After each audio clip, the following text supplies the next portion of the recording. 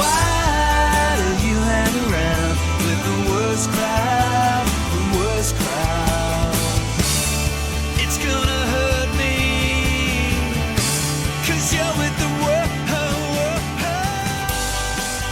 You know, that's a really good song, guys. Welcome to episode, 22 of Third Man In? Yeah, Brought to you by Head Check Health. I am Mike Hickey, joined, as I usually am, by... It's Charles. And, of course... Terry Ryan. Sorry, I was daydreaming there. No worries, man. I pointed to you. You had your head down, man. That's all we can do. We are here today. It is, we're recording this on Sunday, which I think is the 23rd. Today is the 23rd of June. I don't even know anymore. Yeah, so you're probably listening to this on the 25th, I would imagine. I think so. It's the end of draft weekend. It is. It's been a wild weekend. Congrats to Alex Newhook. We're actually kind of recording this out of order, so we talk a bit about the draft and all that stuff after our interview today. It's a fun one. We got a great interview with Darcy Harris, who played with TR in Fredericton. There's a bunch of incredible stories about the season they played together there. Let's take a quick second here from Head Check Health, and then we'll come back and chat about a couple things before we go to the interview. Concussions are serious business. Concussions and post-concussion syndrome had a huge effect on my career. Whether you're a player, a concerned parent, a coach, a risk manager, or an executive, they're a major area of concern. Head Check Health has developed software and services that improve the way concussions are assessed, tracked, and managed at all levels of sport. Their goal is to create a safer environment of play by giving better tools to the individuals responsible for documenting and assessing concussions and providing better data to administrators to make real health and safety improvements. Head Check currently works with organizations across the country like the Canadian Junior Hockey League, BC Hockey, Rugby Ontario, the Western Lacrosse Association, and more to advance their concussion management practices. If you're interested in learning more how Head Check can help your team or organization, please visit headcheckhealth.com or email info@headcheckhealth.com. That's headcheckhealth.com or info@headcheckhealth.com, and tell them TR sent you. All right, so before we go to the interview, we'll just do... TR's actually stepped away. Like you said, we already recorded the interview. We already recorded the outro. This is us just coming back and doing some housekeeping off the top. This is the most ass backwards we've done the backwards I stuff think before. so, yeah. I think it's really fucking weird. I think this is fun, actually. This is a real... It's like shuffling a deck of cards. I know, and I mean, it's a weird one for me, too. I'm sitting here... Mike's on the injured reserve right now. Even though I'm supposed to play hockey in an hour, and I still haven't decided. I think I'm going to throw my bag in the car and go and give the guy money because it's too late to bail. But it's a 2-hour skate, so I might just test it, see how I'm feeling. But I was playing softball. I'm actually sitting here in my softball gear because I got home as the boys showed up. And on the last play of the day today, on my last play of the day, turning a double play. I was playing first base. A guy, our third baseman, caught a fly ball, got it back to me to turn 2 on the guy who didn't tag up. He on contact took a couple strides. Third baseman caught the ball, threw it back to me. It was one I had to kind of stretch over the foul line for, and dude. The guy running just came right down on my Achilles with his cleat. You're on third base, are you? No, first. You're on first? Yeah. Who's on first? I'm on first. It's funny, too. Boom. If anyone sticks around after that. Yeah, so it's funny, too, because despite my physicality, my team has nicknamed me in our group chat Stretch. For my playmaking abilities over on first base. There you go. I know a couple of the boys listen. So Rob, our pitcher, I also pitched 2 shutout innings. I've never pitched before, and was brought in pitched 2 shutout innings of ball today. I play. And it's slow pitch softball. You always get lit up in slow pitch. I was all worried. I play a softball charity tournament every year for up in Mount Pearl for a synchro figure skating thing. One of my friends has a fundraiser every year, and I play it. You playing the Classic this year? Morning after? It is the day after, isn't it? Yeah. Wow. Because you're doing your party on the Sunday, so you've never been able to do it before. Speaking of which, we have a thing. We have a thing. We have a thing. I'm glad we remembered this. Yeah. All right. Okay. So, we're going to do a contest. We are. Contest. A little trivia game for everyone listening at home. My favorite band, if you know me at all, my favorite band is the Arkells, based out of Hamilton, Ontario. Your favorite band is who? Arkells. You said the I always Arkells. say the. I give them the. But anyway, they've been my favorite band a while. Anytime they come through town, I buy far too many tickets. I Also, remember also, you've got like some connection. You're also known as the guy who got Arkells to George Street for the first time. Some people say that. Yes, I don't think the George Street people like hearing that. I've told that story before. Yeah, well, not on the podcast. Not on but, this. yeah. But by the way, you also got me. I met the guys because you had when you did get them there. Yeah, they also did like a pop-up show, and you got me in. Played a little secret one there for all my drunk friends. That was a couple of years ago. I've been coming back pretty much all the regular. time. Yeah, it was one of those things where like once they showed up, they were like, "Oh fuck!" Well, like you know, they wanted to come. They always wanted. Well, to no, come. but I mean, like, Yeah. the people that book it, And right? it was they're great at what they do. I brought my dad to see them this February when I missed an episode, and my dad's review was, well, I've seen a lot of bands, and we've seen Dylan, Maiden, Roger Waters together. This is just me and my dad. And he says, I haven't seen a band work like that. And that was a pretty cool review from, a guy who he's only heard two of the records. Anyway, I was I fucking love Arkells, and I'm psyched. Because I was late. I only bought my tickets yesterday. Yeah. But I knew I was getting them. I just kept putting it off, and then grabbed them yesterday. I always buy far too many when they come to town. I remember they played the Breezeway in 2013, and I went up. They were selling them upstairs in the Student Union building. Yeah. I remember walking up, and I was like, "Yeah, give me 20," because they were like $11 each. Oh fuck! And I had a party that night at my apartment, and then if you came, making it rain, essentially, if you came to the party and wanted to go to the concert, well, my roommate wasn't going. You can stay here and party, or here's a ticket to go see, a band at the Breezeway. They're one of my favorites. I like them. Yeah, so I remember. I think you were at that party. I don't know. I might have been. I think you might have been. I think that might have been the first time you were. I am. I think it was like the only time I partied with you on Wishing Well. I remember that now. I can remember. And I think I went to the Arkells show. Well, I mean, there was plenty of tickets going around. I remember too. I remember the Arkells. I remember Arkells first from there was a show on Much Music back in the day. And my buddy, who I had grown up with and played a bunch of shows with his band in high school, they were called Fluid and Damp. They had a couple different names, all generally synonyms for moist. But David Usher up to these days. But anyway, Ryan Shepherd, who played in that band, had a new band in Toronto. They were called Spaces for Stars. They had this one fucking tune called Scars into Stories that I still have on fucking playlists. I love it. And there was this basically Battle of the Bands show that like Greg Norrie from Treble Charger used to host and shit. I remember this program. And anyway, so the boys in Spaces for Stars came in second to Arkells. Wow, I didn't know that. To the point, and it was such a thing that the guys actually were brought back on at basically bypass the other round and were brought back on just because they were like, you guys would have won if you were up against anybody who wasn't fucking Arkells. Like if you weren't that weak, it's just like they're that band and they're going to be whatever. So they brought them back on and they got to do the show again after. But that's kind of what put Arkells on my radar, and I fucking loved them since Jackson Square. Yeah, I tell you, I was a little late to the party. I was walking home. It was one of my first jobs I got in town. And I used to have to walk through the mall to cut off a couple of minutes from my walk every day. So I was walking home, and Michigan Left had just literally the day it was released. Oh, yeah. And I just saw, just something about the artwork of it that was at the HMV, and they're long dead and gone now, aren't they? That's depressing. That's the second HMV reference that you'll hear. First of two that you'll hear today, yeah. And something about it, I picked it up, and lo and behold, they've been one of my favorite bands. So, well, they're definitely my favorite band since their latest record came out, and that's what they're here touring for. So the contest is for you and a friend to go see Arkells on George Street on during June 30th. Favorite weekend of the year is Canada Day. But now I'm not just going to give these away by a like or subscribe.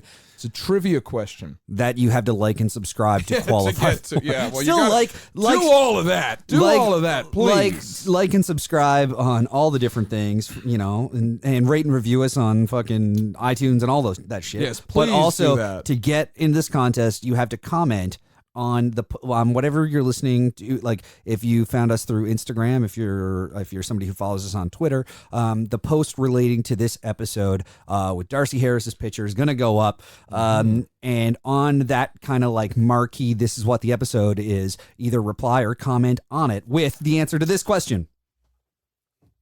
In the year of our Lord. Okay, we're gonna cut that. We're gonna leave it. I'm not doing extra work. Shoot. But we're just gonna skip it. In 2000 and I'm trying to think the don't year. Say Don't the year. say the year. Don't say the year. It's a hint. It's a hint. Okay. Well, I got it. Oh. Has this happened to you more than once? Well, I don't remember. All Well, right, there you go. All right, we're gonna wrap it right around. Contest. You and a friend, Arkells, George Street, June 30th. I'm giving away 2 tickets. I brought this up in the program earlier. If you want to really do your homework, I once received a jersey in the mail of some significance, put it on my back, and 9 minutes later, this guy gets traded. So if you know who that player is, and what jersey it is, you need to comment and let us know, and then we'll pick everybody. We'll put all the names in like a random number generator, whatever the fuck it is that we do, and then we will pick one, and that person and a friend will get a chance to go watch the Arkells on George Street. Yeah, well, I'll repeat the question again. So here it is. All right. I once opened a big hockey jersey guy. If you listen, you know this by now, and this was a big deal for me. I once got a hockey jersey in the mail, put it on, and 9 minutes later, the guy on the back was traded. There you go. There it and is. so if you know that, the answer to that, like I said, comment on the post. And what you can do then is get a chance to come down to George Street, see Arkells play, enjoy a wonderful night of entertainment. And on the Canada Day weekend, right in between the day before Canada Day and Canada Day Bender. That involves the Canada Day Classic, which is me and my buddies playing softball. And at which point, all of us will be drinking plenty of ice cold Miller Lights. We're going to hear from Miller Lite, and when we come back, we're going to have our guest, Darcy Harris. So if you know the answer to the question, comment with it. We're going to draw somebody on Friday to let you know if you got tickets for Sunday night, and in the meantime, we're going to go drink a couple of these bad boys. Here's a few things to know when opening an ice-cold Miller Lite. They brew their beer to 90 calories and 3 grams of carbs per 355 milliliter serving. And they also brew for great taste. It's this great Pilsner taste that's made Miller Lite a favorite for our beer drinkers everywhere. Miller Lite, 90 calories, 3 grams of carbs. It's Miller time. Ladies and gentlemen, boys and girls, it gives me great pleasure to welcome my good friend, former teammate, former Kitchener Ranger, Fredericton Canadian, Quebec Citadel, and University of Prince Edward Island Panther, and good O'Leary PEI boy, Darcy Harris. Darcy, how the hell are you doing? I'm doing great, Terry. Thanks for having me on here. And Mike J. Charles, how are you? Oh, I'm doing great. Good, man. Good. Excited Thanks. for another PEI connection. Darcy's a regular listener. There's lots of those. I listen all the time. Lots of those. Yeah, big fan of the PEI hockey because it's only time you're going to get a guy. It's like, oh, yeah, well, we grew up together and knew him, and we had to fight, so we fought 6 times, and love it. My favorite. Love the PEI stuff. I'm a little younger than Frenchie and Linger, so I don't have any no stories of fighting them growing up. I mean, they'll go if you call them up, I think. My God. Anybody. I can just imagine, knowing those guys, what it must have been like when they were 13, 14, 15 years old. I bet you Linger just started a lot of shit. I just know it. And Mac too, to a point, but I just bet it was fucking chaos. Oh, yeah. Linger still starts shit. When we were out drinking one night in Charlottetown, me and Brody Coffin and Linger and them, anyway, we left. I don't know if you've been down. Brody's another hocky guy. Yeah, great guy. Fresno great Falcon guy. champion, the West Coast Hockey League. Had to get that in there. Keep going. I think we left Jake's, which was the yacht club, and we were walking around the waterfront towards Beeks, and Linger thought it'd be funny. There's a floating dock about 10 feet down in the harbor and about 10 feet out, and he was convincing Brody to jump onto it, to take a run and jump the 10 feet out, 10 feet down. Yeah, just I was like, typical. Jesus, Linger, he friggin' catch that right in his chest. He'll crack his sternum and kill him. Oh, yeah, it'll be great. It'll be funny. Linger, that's great. No care. No care. Just so much, and for no reason. Yeah, no reason. No. Linger just walks around and you won't do that, and it turns into something, and then the cops show up, yada yada yada. It's just always something. Yeah, that must have been a blast. But you're from O'Leary now, and I am. Yeah. Usually we go just chronologically straight through, but as long as we started with Linger was the type, guys. Not that we didn't talk enough about him. Linger was fun, but he was a prankster. He was the type. If Linger came off first from practice, then He was up to something. He was up to something. Like you might have shaving cream in your shoes. I don't know how many times my tie was cut. Just fiberglass. That's where I got the fiberglass thing. Back in the day, you would shave your stick, right? So you'd shave it, and I would shave the top to make it rounded. I didn't like the square part. So there was a lot of shavings, and Linger would always hang around and collect those. Oh, no. He would, and he'd put them into and he wouldn't make it obvious. He would put it in your elbow pads. So eventually you're like, what the fuck's going on? And you know what I mean? 3 games later, you're like, I got a rash. Is the elbow pads the PG version of this story? Because no, I can picture it going but Linger wouldn't do that because it's too obvious, though. Yeah. That's Linger. Linger really wants to be a cunt. He does. It's not so much to get a laugh. Because to get the laugh, you would put it on your jock immediately. Yeah. But no, Linger wanted it to resonate. He wanted the smell of prank to linger. Oh, 4 or 5 days. Yeah, the long con. Whatever, the long con, whatever it might be. Yeah. So and that goal is he's a legend everywhere he's ever been. I got to Kitchener, and people were asking me about David Ling. Do I know David Ling? And I was like, I don't really know the guy. He's older than I am, but I obviously know who he is and done a few things. And anyway, they were telling me a story about one night the Rangers were playing the Frontenacs, and I can't remember who coached Kitchener at the time. It was before my time, but anyway, Linger was obviously one of the best players in the ice, but could fight too. And the coach was actually kind of chirping him from the bench, and he would say, I'm going to send someone. I got someone for you. I'm going to send someone out. And Linger's like, yeah, just let me get a hat trick first. Anyway, scores one.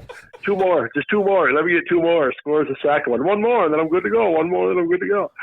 And he got a hat trick, and then he told him to send whoever he wanted. Just an aggravating man to play against. Yeah, and I'll tell you, this will sum up Linger. To explain about that lingering pranks that he likes. So he told a story on there, I think. Remember Stefan Dubé, our trainer whatever he was, personal training guy. I don't know. He was pretty good. Looking back, he was a little ahead of his time. So he was the strength and conditioning coach in Montreal and Fredericton. He'd be in Fredericton half the year because, we a lot of the young guys just don't know what to do. Whereas a lot of the guys like Mark Recchi and Corson and them, they'd been doing it for 10 years. And back then, even though it wasn't what it was today, there was still a level of training. We still had to be fairly strict. So Linger got pissed off at Stefan one day, and we came out and we put shaving cream all over his car and we wrapped it in toilet paper. And it was the winter, so I didn't really. Linger insisted on the shaving cream though, and I thought it was funny, but I didn't realize that it was the winter, so it'd freeze on. It became a real problem. But then, so we did that. We were in the rink for some reason. I don't know if it was the trade deadline, or there was some reason that we were in the rink at night, because usually practice was earlier in the day, and that's why we did it. We were the only 2 at the rink. So we went over, and we pulled that shit on Stefan. His car was out front, right? I guess he probably was in there with Mike Therrien or whatever he was doing. We knew that he was only going to be maybe 2 hours, but we had a window. So we did it. But then we went in. I can't remember what we did. It worked out, but whatever. We used the rink for some reason, and on the way out, he grabbed Stefan's stuff, and it was sitting on the rack. I don't know if Steph was showering. I don't know what happened, but he grabbed it all, it was on hangers, and he grabbed it, and he tied some of it together, and we got outside the door, and he just threw it over a bank. And I'm like, why did you do that? They said, we're pranking Steph. And I said, but we already pranked him. There's no reason to take his shit and throw it over a fucking bank leading to a river in the back of the Aiken Center in Fredericton. But that was Linger, right? It wasn't enough. Yeah. It wasn't enough to have a ha-ha joke. He had to be a prick. Anyway, and I love how we just got right into that because PEI, though, every time someone else from PEI comes on, we have a different Linger story. And we haven't even told the best, and I don't know if we ever will because it's too far over the fucking line. But anyway, so Darce, we're going to get into this. So you come up. Now, I know about your start in Kitchener for the Rangers. And guys, so where I'm coming from is this. Darcy was a late pick, weren't you? 9th or 10th round? I was to Kitchener? Yeah. No, to the NHL. To the NHL, yeah, I was a late pick. I was an over-age draft both to the OHL and to the NHL. I guess I was your prototypical late bloomer, right? So the most overage numbers like in history this weekend. There was a lot of overage action in the draft this year. I don't know if it's in history, but it was the Habs went and picked the guy 3 years overage on a weird loophole deal. I think. Remember, Darcy, when we were there, they picked Andrei Bashkarov. He was 30. I'm not kidding. I'm not kidding, guys. He got drafted in the NHL draft like after me and Darcy. And he was 30 years old then. I swear to fuck, I don't know how. There's some transfer agreement thing. Yeah, right? They did the same thing. Andrei Bashkarov. Did he not, like, honestly, did he not get drafted out of the East Coast League? Was he not playing in the East Coast League or somewhere? You know what? It was a really weird like story. And then he came in and he had like gray hairs and he like grunted like John Wayne. And I was going like, oh my God. This guy, like what? And then they used him for like half a year. Like he got up. And that pissed me off. I don't know what happened. I don't honestly know what happened with him.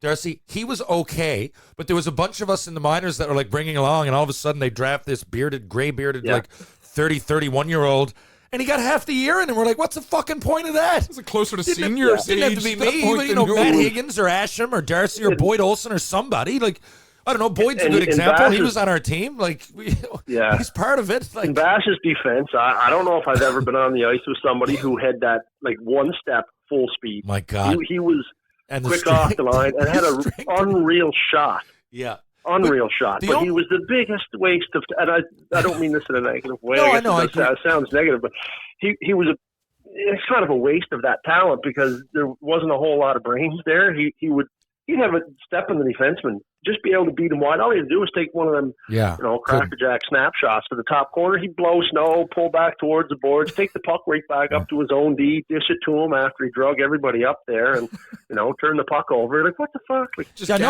I figure if you're going to take a chance on a guy like that, like make sure he's an unbelievable. Like if he was there and he was like unreal and he went up to the NHL and he did well, but like if I found that move just stunted all of our growths. Like, what? Yeah. Why would you take a 30-year-old and try to develop him? What's he going to be? Hopefully, when he's 42, I'm like, we're all here. We're all 10 years younger than he is, at least. All he needs is a good 6 years to get used to the unless NHL. He's going to get you 50. What's the point of all this? Like, he went up and his numbers were like, okay. What were they? I'm looking at it here now. Here's the important thing. He was born in 70. He was drafted 132nd overall in 1998. Yeah, third round pick.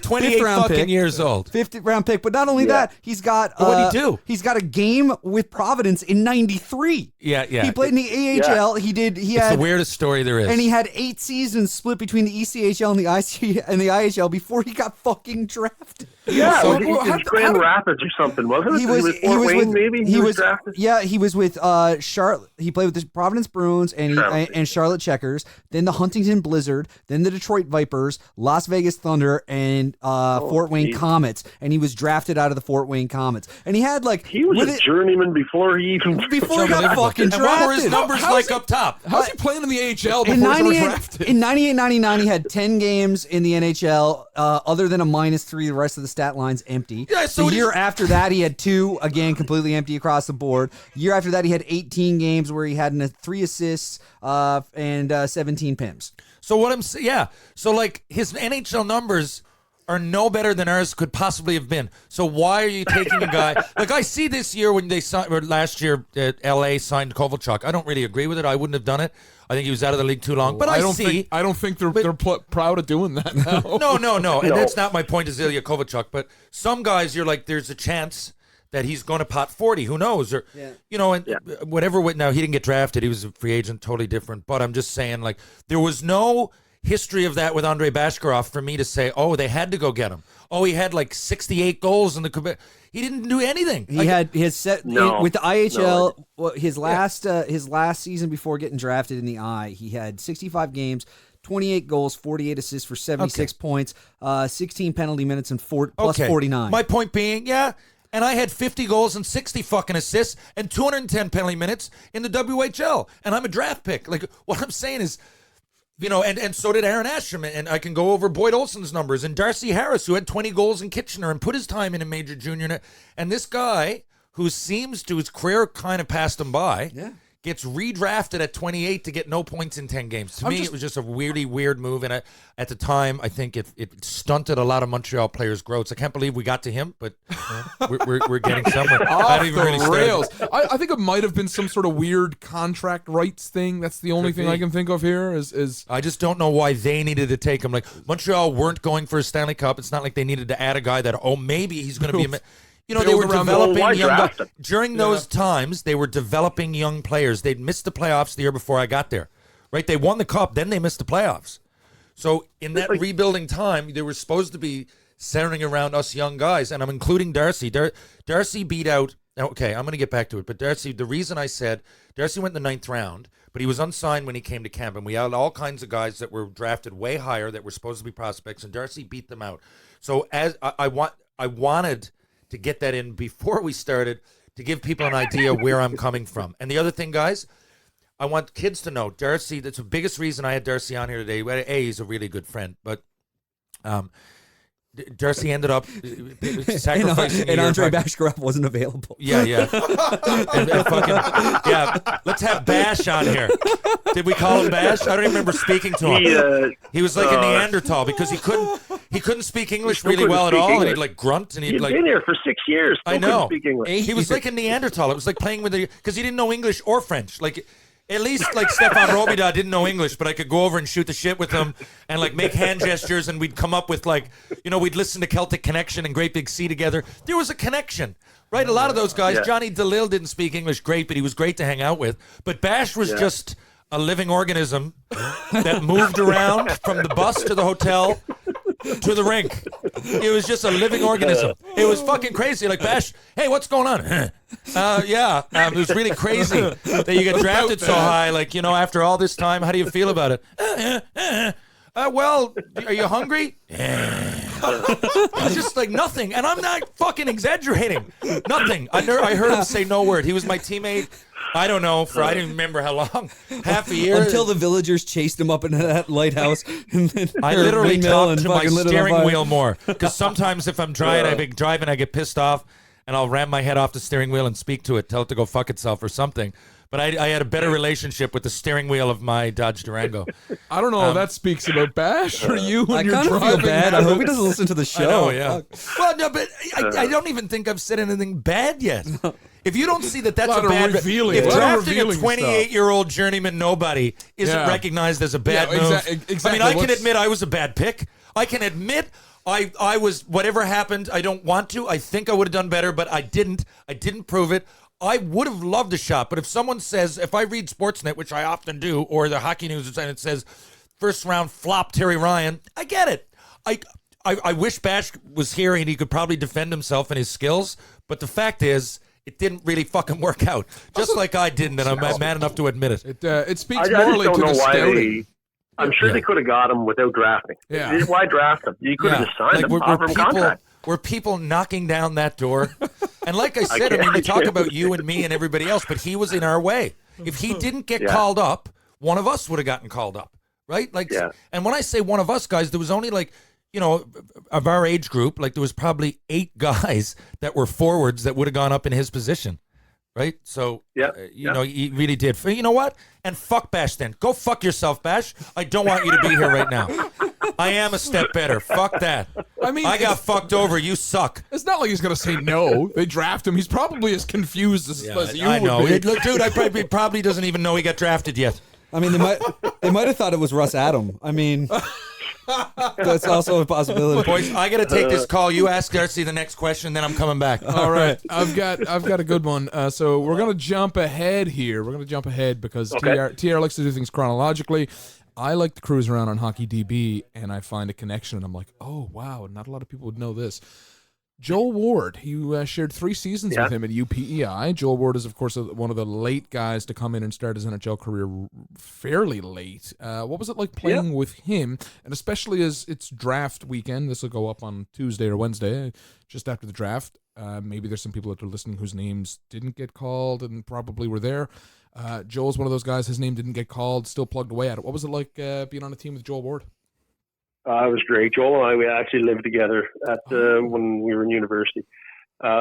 Just a great guy. We still keep in touch quite a bit. I was down. He got married last last summer in Napa, and we were down to the wedding, and I was down in February just before that. A bunch of the boys, we always try to make a trip to go down and see him wherever he's at. So went down to San Jose. We've been to Washington. Nice. Some have been to Nashville and stuff too. But it was fun to watch him every day. You could tell he was a step ahead. Like, the University League is quite a bit better than I think a lot of people give it credit for. There's lots of guys in that league who were drafted. The majority of it's major junior guys. There's some maritime junior guys, but it's pretty high quality. But Joel when he got a hold of the puck, he was just so strong along the wall. He didn't have lightning speed. He didn't burn people wide. He had good hands, but he was almost like Jaromir Jagr was in the University League. He got a hold of the puck, and he was tough to get it from. He'd stick his big arse out there and just use puck protection and had a great shot, kind of the same way Jagr does it. The old Jagr credit card, which is his ass. Yeah, yeah. Actually, Ty Jagr, we were down in Washington. We left the lounge, whatever, I don't know what the family lounge, whatever it was that we were in. Joel came and got us. We're walking down the hall. They had just played against the Devils, and it was the year of it was the last game before the Olympics. They were all heading to get on flights to go to the Olympics in Sochi, I think. And sure enough, we had about 150 feet to meet people, and we run into Jagr. And I was like, "Oh, Mr. Jagr, can we get a picture with you?" "Oh, yeah, no problem." So Joel's taking the picture of me and my buddies Chris McPhee, Jason Flick, John Brio. We're all getting in this picture. Ryan Power from Newfoundland. And by the way, Power Conditioning. Ryan Power from Newfoundland, boys. He's from Norman's Cove, and very much like Bash. Well, I kid with Bash. He was 28. It was a joke. But Ryan is the same way. Very similar. He was a rocket. Lightning speed. Lightning. Yeah. I mean, probably voted, I believe, one of the fastest, if not the fastest in the OHL. Just couldn't put it in. Couldn't put the puck in the fucking ocean off the wharf. Shooting from the wharf, he couldn't do it. But what a bullet. Fastest player ever I saw out of Newfoundland. Yeah. The first guitarist I ever played with in a band was named Ryan Power, and I don't think he had a very good shot either. Yeah. I'm just picturing him on skates right now. Ryan had a good shot. And he could skate. He didn't know where to put that shot. Go ahead. Sorry to jump in. So, we're walking down this hall. We run into Jagr. We want to get pictures. So Joel's taking the picture. We all have 42 jerseys on. Joel wore jerseys, and Jagr's looking at us all. "Sailing 42 shirts, boys, or what?" Anyway, he got a kick out of it. And Elias jumped in there too. But Joel was much like obviously not at the same level. In the University League, Joel was like Jaromir Jagr. You couldn't get the puck from him. He just used puck protection so well. He's so strong on the puck, so strong on the boards. And got a connection a humble guy. A few years ago, I'm at Wayland's Gate in Corner Brook. I'm sitting there having some beers, just watching the TV in the summertime. I don't know why I was out there. There was some reason. I used to play for the Corner Brook Royals for 4 years, so there's a connection. Penny Lane's godparents are from out there. Mm-hmm. But Darce, maybe you can fill me in because I can't remember why. But Joel walks in the bar. They were there for Chris McPhee, one of the guys I mentioned. They were there for his wedding. He married a Newfoundland girl, the boys. I should have been at the wedding, but holy shit, I think we had like 13 weddings that summer. Well, the trip over to Newfoundland is like, I just can't swing it. It's too much. But and Darce, boys were there. He never once he wasn't in their big wheel or anything. He almost didn't want people to know. No, not him at all. Yeah, it was really. He's a really humble guy. Yeah, very humble, very quiet. And I was saying we were down to the wedding in Napa this past summer. His wife's the same. We met her a couple years before. We met her in Washington too, I guess. But just very down to earth people. It's nice that he met someone like that. Not saying that some hockey wives aren't like that, but some aren't. But they're just so humble, so nice. Both come from great families. Yeah. And I hear that call, guys. I'll tell you this. So that I just had to step outside, Darce. That was Biz Nasty. So Biz is coming here this week, like tomorrow, to do like an on the road thing with me and Senior, and to do a little bit of chiclet stuff. And he's flying he's coming in and he's coming out. So I had to plan this day and everything. And we talked about maybe in the last little while we talked about maybe coming to PEI. So I explained to him that there's golf tournaments over there. I would go, guys, for years. The first tournament I did I'm getting somewhere with this. I did in PEI was the Pro-Am Skins game. Okay. Darce, so in the summers, the Boys and Girls Club one, right? In Charlottetown. Yep. So I'm going to that on July 11th, by the way. But I think the kids are at hockey school. I'm down in Charlottetown that week, so we'll have to yeah, of course. grab a beer somewhere. And isn't Aaron Ashram there? He's coming. He hasn't. He's coming. Boys and Girls Club of Charlottetown is the one you're going to. He's doing the Boys and Girls Club of Summerside Golf Tournament, which is actually at my course in No River. This is like when Newfoundland booked Fogarty and Rod Stewart on the same day. Why in the fuck don't you just have it on different weekends? It's not the same day. The boys in the well, I mean, what do you mean? So I'm going to one tournament and Aaron Ashram is going to the other. Fogarty Couldn't and we all who's just Stewart? Yeah, I gotta know who's Fogarty and who's Stewart here. Yeah, really. Which one's which? I just think they. I think we'll he's get into that in after this. 14th, I think, something like that. But yeah, I'll definitely hook up with him too, because that's right behind. That's right 5 kilometers from my house. So yeah. So and anyway, so for the listeners, so Darcy's been over here, and Darcy ended up spending a lot of time in Newfoundland. We played together, and in Fredericton, and I guess.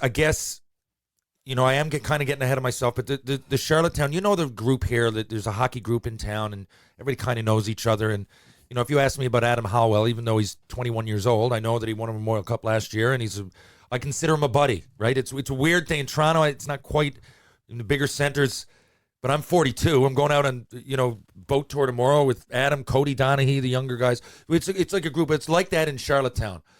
And like we've talked about, Forbes Kennedy is probably the oldest kind of leader of that group. And then there's right down to the younger guys, who would be Bobby McMillan's son. Some young Logan. guys get drafted yesterday. Yeah, got drafted yesterday. I guess Logan must be 27 now. But some guys got drafted yesterday. But when you go to Charlottetown, and PEI in general, it's just that normally I go to Charlottetown when I'm there.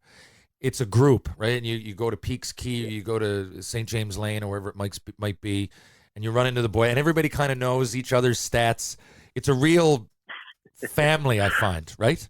Yeah. So Darcy much the same as St. John's. But I was over there. I mean, I was over there the year of the lockout. I remember living with you guys. That's when and going to Munn. And Jesus, our shinny hockey games. It'd be Brian Clough and Harold Druken and yourself and Todd Gillingham and Jesus Christ, it was all like they're sucking wind trying to keep up. It was like. Jeez. Yeah, everybody's at and roller hockey. Darcy came over. So the roller hockey, the upper room rebels. And usually we go chronologically, but fuck it, I'll just go. So Darcy finishes. We're all over the map. We're all over the map. That 30-year-old draft pick fucked us again. He did. He started in Kitchener. Hey, you know what? I'm going to change it again. I only got a couple questions about Kitchener anyway, so we'll talk the rest of it about Fredericton, because we had a great time. We hung out a lot. But and Montreal. In Kitchener, so. Darcy, I'm looking. You know what I didn't know till right now, but were you a walk-on in Kitchener? No, I was drafted 5th round, I think. But like I said, it was an over-age draft. So 96, 97 is your first draft. Year there, and you're an 18-year-old, are you? Yeah, and the reason, I think the only reason I ever got drafted, another connection to Newfoundland, Morgan Warren, who was an island boy but married a Newfoundland girl, lives over there now. He played with me in Summerside. Who was the year that? Before. Morgan Warren. Oh, I know Morgan really well, of course. Yeah. Morgan played here for the St. John's Maple Leafs. Yeah, played for the Leafs. Yeah, so he and I played for Turk Gallant, played for Gerard Gallant, Summerside. I was a Jesus Christ! Wait! Back up. Gerard Gallant, the NHL coach for Vegas, coached you in Summerside. Yeah. He's been a good friend to me my whole life. He'd always have me on the ice training with him in the summer and stuff when he was still playing. And yeah, he used to bring me up his big stationary bike, electronic stationary bike that looked like something at a NASA back in the day. But he'd take that up to me every summer to train on and stuff. He was very good to me. Wow, but if Summerside. it wasn't for but if I didn't play with Morgan Warren, who was a Bantam age player, scouts were coming. Turk was getting scouts to come watch. Like, you got to come see this kid. He's Bantam age and he can play in the Maritime Junior League, which was pretty good and pretty tough back in the day. And then I was a midget age player. He was selling me too, and I think that's how I ended up in Kitchener. It was more through playing with Morgan and for Turk than anything I did myself. No, that's incredible. I didn't know that Turk fucking coached you, Darcy. That's amazing. Because look, if you just look at your stat line, like you go there at 18. Yeah. 55 games, 4 goals, 8 assists, 12 points. 134 minutes. Now, I know you're tough. I know you're real tough. But you look at that, as an 18-year-old, they don't look like stats that blow you away. But I often said, no, you got to see Darcy. It's like Boyd Olsen often said as well, and for slightly different reasons. But you got to see these guys play. And when you do, you'll understand that they're effective out there. They keep the puck out of the net. They keep the other guys in check. You more with your fist. Boyd definitely with his speed and his hitting. Yeah.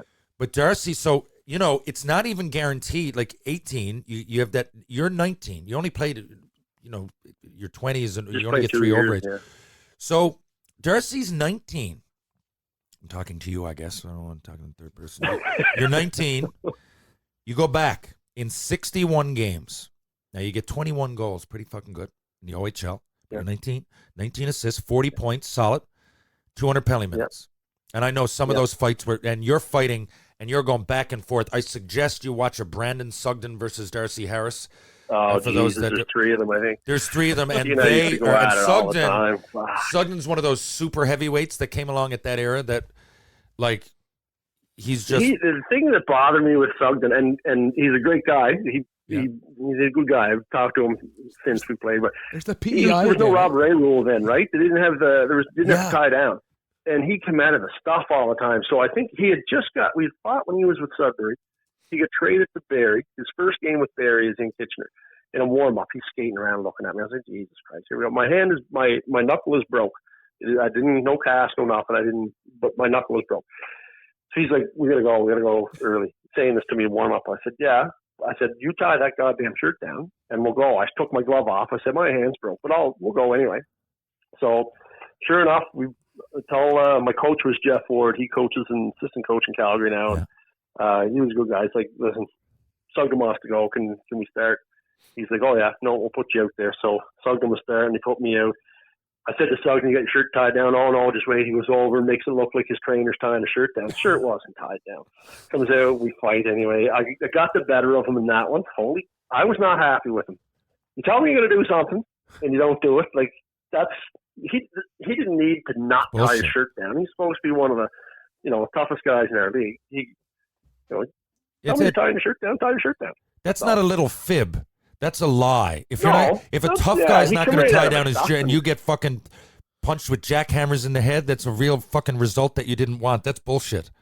Yeah, if he gets out of that, it came out good for me in that one. But there's another one in Barrie where I had to hang on to him by the back of the head because he was bare skinned. It's tough to fight those guys. They got nothing on. But, he was tough. Yeah, Sugden was a tough fella. Johnny Erskine was in that league too. Yeah, well, Johnny Erskine is the guy I was telling you guys about at Dallas camp. I fought 6 times. Oh, yeah, this Johnny fucking Erskine guy. And is he okay? He was in a car accident recently, Darcy. Did you see that? Yeah, you know what? I don't know. I heard that I'd actually asked Mordo if he had heard anything about it because he played with him in Washington, but I never found out how he came out of that. Well, here's crossing our fingers. Let's hope he's all right. Yeah, he was a tough fucking cat, man. He was. Oh man, there was tough guys in the old end. Like DJ Smith fought him, and Sean Thornton was there. Trevor Gillies, Kip Brennan. Gillies gave me one of the hardest punches I've ever taken. I got 3 that I remember. Too. And I didn't realize that he had such a big left coming either. He was. His hands were like cement. He hit me in the nose in Lowell one night. I think this is after you and I played together. No, because we bussed back to Quebec City. It was when I was in Quebec.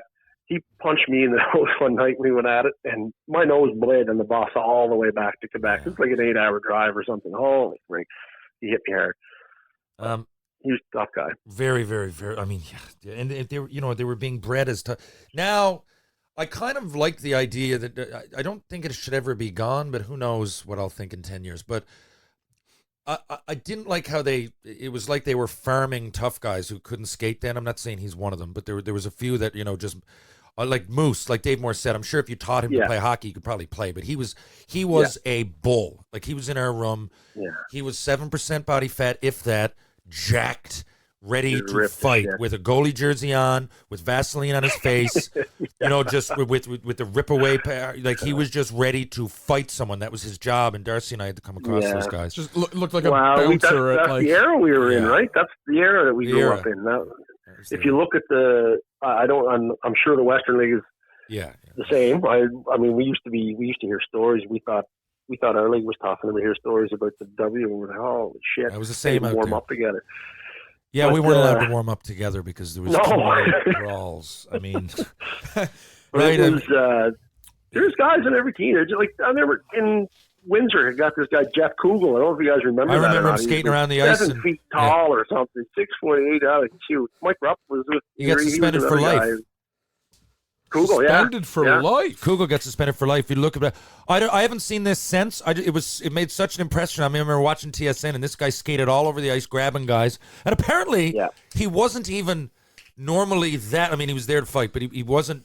That was kind of not what people are expecting, a lifetime suspension. But the thing is, Darcy, there was money in it. There was 2 or 3 on a team, and it made sense. So, all these were guys that looked at and said, you know what, okay, I can't take a backhand. I can't pick the corner, but I am tough, and I can skate, and I'm all right at hockey. So, I don't fault the era, and I certainly don't fault people wanting to fight in once in a while. But I think now even it's going maybe the other way, because if you never ever do it, you kind of don't know what. So you're going to hurt yourself pretty sometimes fast. I watch them fighting now, like it's almost taken out of junior. So like when they square off in the NHL, I'm like everybody else. I'm going, I don't even want to watch these guys fight. Someone's going to get their arms skated over, or someone isn't going to defend. Yeah. Like when you saw that kid fight Ovechkin. Anybody that ever dropped their gloves at all, the first thing would have known to get your head, like bury your head a little bit in, like, fuck, man, you're going to get kicked. Now that happened, but that was me and Darcy at 14. A year after that, we knew not to do that. By the time we're 17, 18, we're very aware that that's the last thing we're going to do, and now we've gotten better at some things. So, like, it's a process. But a lot of these guys, it's their first fight in the NHL. Kotkaniemi came over this year, and 2 games into preseason there was a fight, and he said at the press scrum, he said, I have never seen a fight before in my life. Yeah. It's from Finland. It's not over there. It doesn't happen over there. They're not. No. They're not going to have to change the rules in the NHL, I don't think, because I was back in Kitchener, almost 2 years ago now. I was there in September and dropped the puck and stuff. And so the night before, I had seen one of my old teammates. He's coaches with him, Brandon Murley, and I said, "So any fights now tomorrow night?" It's Kitchener and Owen Sound, pretty good rivalry. He said, "Fights? No, there'll be no fights. They only fight 3 times in a season, then they start getting suspended." The NHL is not going to have to change any rules. It's being bred out of the game. It is. I think it'll always be there. Because I think it'll always be. Yeah, it makes people. There's something about hockey, especially if someone's in your. I always go back to St. Louis versus Iginla or Crosby when Crosby fights. Yeah, you can be the best in the world. LeCavalier versus Iginla, by the way. St. Louis would have been a one-sided. Oh, sorry, Iginla. Sorry, I don't know why I said St. Louis there. Yikes! But that would have been a beatdown. But there's just something about it. If somebody is it's a game where you're carrying a stick. Sure, they call slashing and stuff like that. But if someone's giving you little tiny baby hacks and all that stuff, and they're in your kitchen all night, I remember Crosby took Matt Niskanen. And this is Sidney Crosby at his absolute, like, his peak. He looks at Matt Niskanen, who's 2 years in the league, and said, "All right, the second this puck drops, you're getting it." He's having a frustrating night. So I think it'll always be there. I'm not one to have, I think 4 or 5, 6 years ago, you had that brawl where Calgary set out 3 guys that were late in their careers. Yeah, I think those days may be gone. I think they might be gone, but I think as long as you are going to need someone around, like Terry said, to teach kids how to do this if they're going to do it. Like, that's the big thing. Who was it that Ovechkin knocked? Was it Aho? Was it Sebastian? No, it wasn't. No, it was a kid, a Russian kid. Svechnikov. Thank you. Yes. And I mean, there has to be someone on that. I remember George Laraque. They'd give him kind of an hour late in his career. They'd give him an hour in training camp to show all of these call-ups and all these young guys and bubble players and draft picks. Hey, this is what you do if you're ever in a fight. Yeah, I mean, and like I said, with Darcy and I, it took care of itself because it's trial and error. By your 10th fight, you just learn. It's like a mouse grabbing. You put 2 little pieces of cheese down, and one shocks them every time. Eventually, I'm not going to grab you in the wrong place anymore. Eventually, I'm not going to let Rob Ray's arm free. It's going to be suicide. But then you get you start learning ways. Okay, how can I get in there now? How can I beat a big guy? And where Darcy and I were normally fighting guys that were bigger, you learn that. And the other thing, to get back to it, I think fighting will always be there because like it happens in the O2. As a rule, it doesn't. But like in senior, what I noticed, as soon as there was no fighting, in senior hockey, when I say this, and it's all relative because we're playing with a bunch of pro guys and junior guys, and it's very much connected with the pulse of the hockey world. Newfoundland senior hockey is anyway. But say when they took fighting out or made it a 3-fight suspension, then I'll right off the bat I got guys poking me in the let's go now because it's in a bit. Yeah. They know that I'm probably not going to fight them. If I do, that they can go out in a ball and it's one of my fights gone, and now and by the third one I'm suspended. So you get these guys out there that would never ever drop their gloves. They won't even, but you put your head down, not only chirping, they're elbowing you in the face. They're dangerous. It's dangerous. All of a sudden, like I said, I fought Darren Langdon. It wasn't fun. He's one of the best fighters of all time, but I know he's in front of me. I know he's going to punch me. I can get prepared for it. I would rather fight Darren Langdon than have some fucking schmo, a small guy, Johnny Gaudreau, light me up at center ice. I really would, but if I can't see him.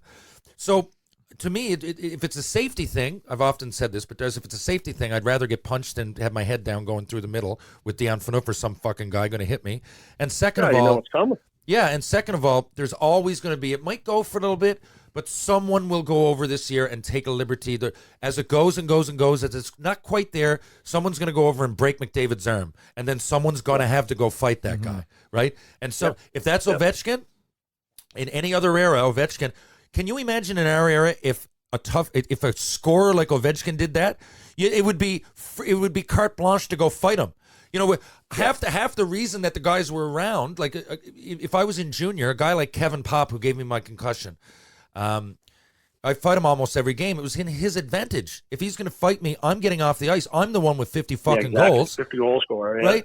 So eventually that shit just gets old. And you know, you take one spear too many in the back of the legs and you're like, I'm going to fucking go. And you might say it's almost gone, but I'm willing to bet you there was still, 80 to 100 fights this year in the NHL. I'd say higher than that. Probably more. Yeah, I'd say higher so than that. we consider it gone. Yeah. Whereas if you watch basketball, there was, even though basketball, that happens, there's 5, maybe less than that. Real fights, there was maybe 5 punches thrown that didn't connect. But like hockey, we say, anybody that's been around it for a while will say, fighting's almost gone. It's pretty much gone. It is gone. It's still not really, man. Someone fucks around and they get it. I think it's just evolved a little bit. That's where its place. That's where its place is. I believe. I don't like when they set things up before. Like, remember some of those nights going to sleep? And I before it. Oh Jesus Christ! You know the next day. You know who you're playing. You're like, all right, well, Moose is going to take on Larocque, and Blouin. Then he should probably take Bonzi. So that leaves Ryu or these other guys. I'm thinking of the old Hamilton days there. Well, of course, we're playing Philadelphia or the Leafs. Like, Jesus Christ, Harry, we'd be you and I, Aaron Asham, like, we're middleweight guys. We're guys who should fight at a scrums. Fight because somebody takes a liberty and you jump in there. Shouldn't have to be stepping back and squaring off. I was like 19 years old, weighed 185 pounds. Fighting Troy Crowder, Darcy. In my pocket. How about that? So guys, Troy Crowder fought Probert. No need of that. Tell us about that. Tell us about how that started. I watched that with my own eyes, and at that time, even now, Troy Crowder pulls a punch when you say his name. He's real tough. He used to fight Probert regularly, but at that time, he came back down into the NHL, the AHL from the NHL. He'd been there forever. He just happened to be playing for Hershey. Darcy and I skated around and warm up. We didn't even know this. Usually, you read the game notes. I distinctly remember going, he's not even on there. Like, what happened? This is Troy Crowder. Oh, my God. Even Moose, everybody was going, holy fuk. And Darcy fights him. Take us through that. Pro wrestling. He's not even on there. How did it happen? I just hit him along the wall. Like, I had to hit him or I wasn't going to get back on the ice, right? The puck's there. I got to finish check because Terrian's not going to put me on him at all. So I finished my check and then a little whack in the leg. So I turn around, another whack. Or give him a whack back, and then he just, all right, we're going. Luckily for me, I got my arm out of my sleeve. Like I said, I was probably like 190 pounds maybe. Sleeves were still kind of big, so I got my arm out of my sleeve, and I did pretty good against them. But had my arm not been out of my sleeve, I could have been in some serious trouble. There's a few things that Van and Bush one night in Fredericton too. Thank God the linesman jumped in before it got too serious. We each threw a couple punches, and the linesman got in between us because he could have. You know what's funny, Darcy? Serious damage too. When I said I got hit with 3 of the hardest punches ever, we've already got Gillies off the list. Ryan Vandenbush is number 2, or in no particular order. In Chicago, I woke up, no idea where I was, skated over the penalty box. He talked me through it. He's a good guy. He talked me all through it.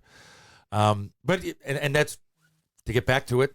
The next day I was fine. Right? It's different than getting hit. I didn't have a concussion. I knocked out is different.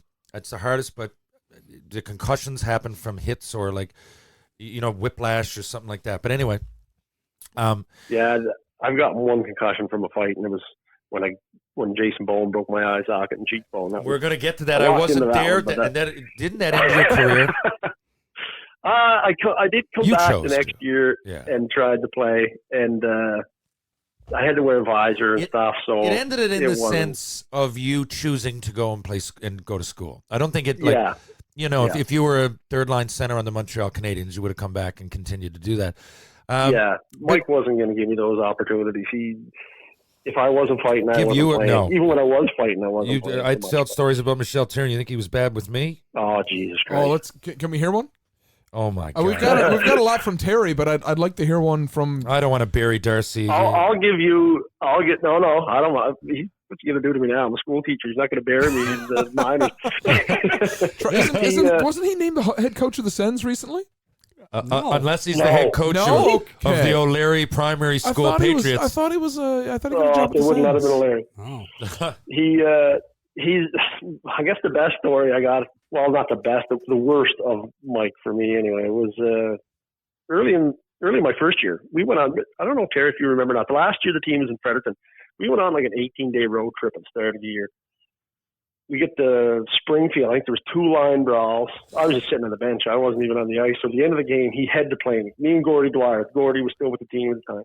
Yeah. So we had to play. And I think there was literally 7 or 8 players left on the bench.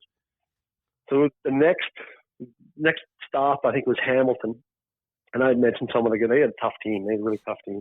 But we had some suspensions. I think Moose was suspended. Maybe Sylvain Blouin too. I don't know. We didn't really seem to have any heavyweights left. It was mostly like Alain Nazardine, Terry, myself. Ash was. I don't even know if he was down. He might have still been in Montreal. But anyway, Terry comes in before the game and says, like, nobody worry about the fights and just to play the hockey and play with aggressivity, whatever the fuck that is. I don't know. Aggressivity was a big word. Yeah, I remember that. Oh, yeah. He had it written on the board. Right back, had it written out on the board. Oh, did he have it, anyway, spelled like aggressivity? That? Oh, spelled out aggressivity. Amazing. Yeah. I don't know who his translator was, but they should have been fired too. Anyway, so we play, and I played well, played hard. I would have fought. If anybody wanted to fight, I would have fought in a heartbeat just because he didn't.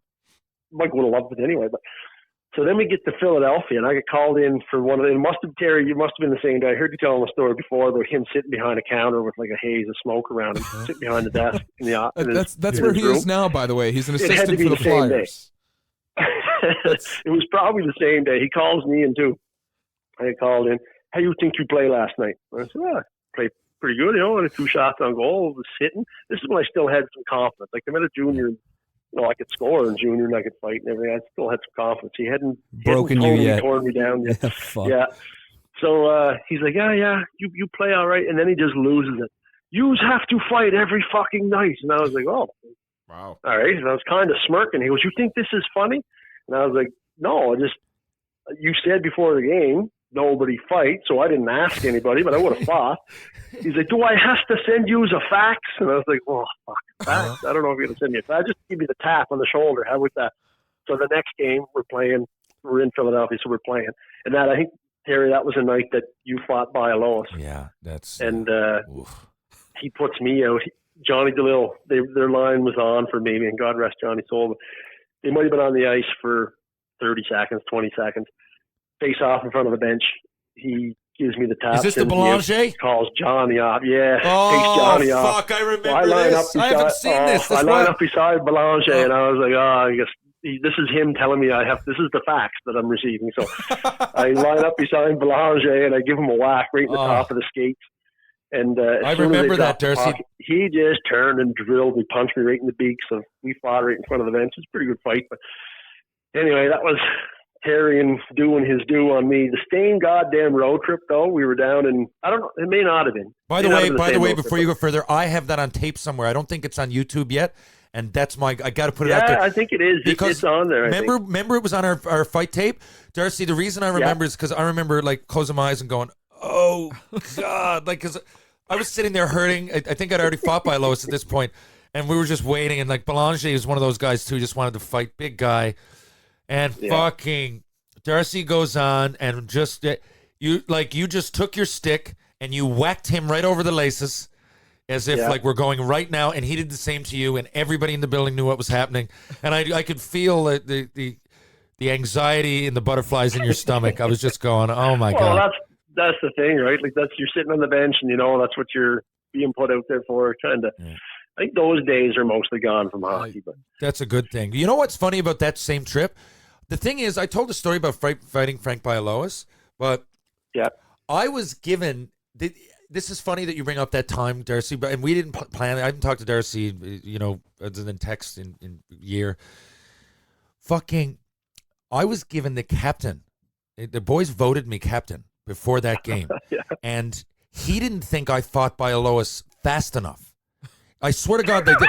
We came out there. He said somebody, because Bialowas came out, guys, for that warm up, and he never had tape on the end of his stick. Yeah, he was doing push ups and shit, and he was looking over. No one does push ups in warm up. Only him and Aaron Downey to ever see do it. Maybe the other. Oh, I forgot about Downey in Providence. Yeah, right in Providence, he used to stand on the blue line, go down, and do push ups looking into the end. Like in other words. Everybody thought it was nuts at the time, and it still is nuts. It was nuts for any era. Yeah. No one I've ever seen other than a tough guy here or there would do push-ups and warm-up. But anyway, he was doing them, and he never had tape on either end of his stick, and then he just stood up and looked into our end. So Sylvain Blouin was playing. Sylvain Blouin, to me, was a heavyweight that wasn't going to play much. So in my mind, he did pick his spots, man. He picked his spots. He was fairly tough, but he picked his spots. So anyway, whatever happened in the fucking dressing room, I had just come down. I was up. I didn't play, I don't think, but I was up for probably 5 games because I remember there being a bit of a break, and I came back down, and it was like maybe my second or third game back down. And Tyrion, he said that the boys voted me. That might not have even been true, and he gave me the C. And then the game happened, and he goes, someone fight. And then he came right into my ear because Bialowas was just skating around, like making it known. And I said, I don't know. Sly Blouin plays on our team, doesn't he? I remember saying that. And then Sly got upset. And I believe Mark Bocage got upset. And then I was like, am I a problem? Like, what happened? Like, what fucking world am I in? I'm a first-round fucking pick. I got pissed off. Yeah. That's why I jumped over there. I tell the story like I was sheepish. I was sheepish to fight fucking Bialowas, but by that point, I was pissed off. And I wanted to, I just figured, fuck it, go do it. I did it. I fucking scored a goal later in the game, too. What happens? The C's taken away. He told me, I just can't trust you yet. Trust me with what? Fighting Frank Bialowas? What do you mean? You're acting like I just took some secret and went up and blabbed it to the fucking radio guy. What do you mean you can't trust me? Fuck you. But anyway. No, he was a beauty.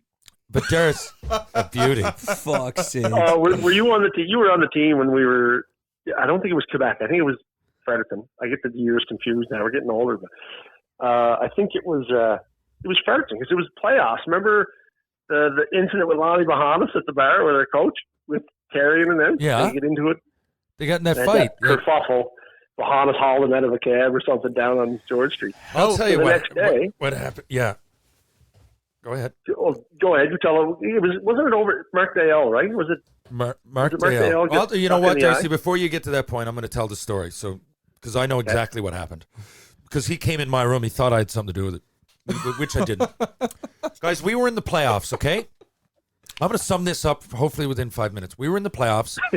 In the first 2 games, we're in Fredericton. It was a 3 out of 5. It was the first round, but it was everybody was watching.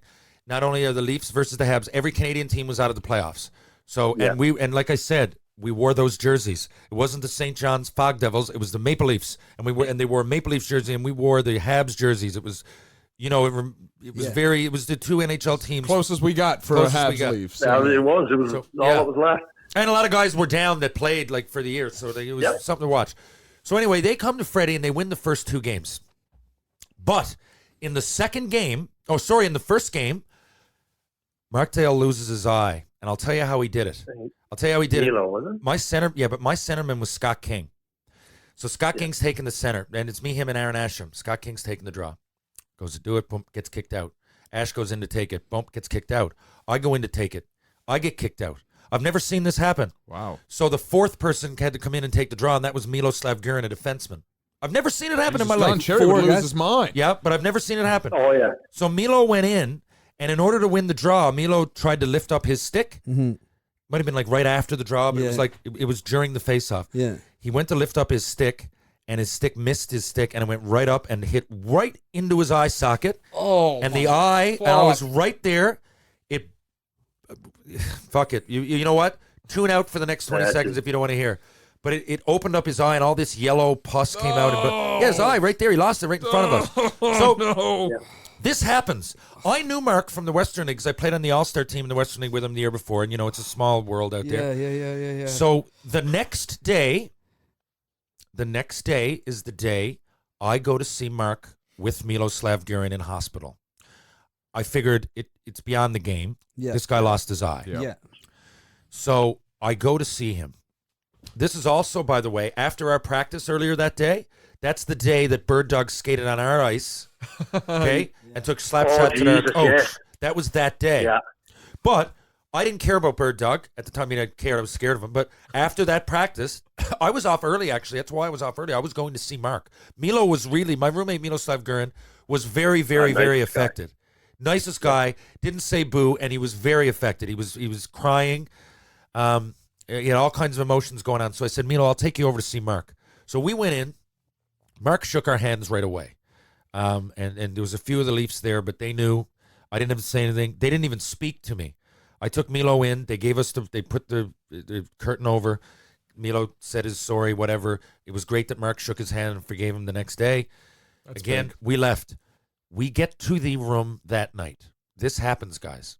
So we're getting our shit on that night. Remember, this is getting ready for game 2. Mm-hmm. We won game 1. Sorry, we lost game 1. So we're getting our shit on, and Michel Therrien walks in the room, and he's like, guys, we have a traitor on our team. I still don't know what's coming to me. I don't know what he's talking about. What came into my mind was that one of the boys must have either sold him out to somebody, and he's hearing about it now. Michel Therrien had a lot in common with Donald Trump in that I'm not getting political here. I'm just meaning that they're a little childish at times, and if you say anything about them, their pride is affected, right? So, bully type of guys. Michel, he keeps going and going, and then he says, one of our guy is friends with their guy. Guys, he means. One of friends with their guy, and I'm going, what the fuck's he talking about? And then he brings it up, and he says, Terry Ryan and Miloslav Gurin, where were you guys today? I'm like, what? I'm putting my skates on. So I say, what do you mean, where was I today?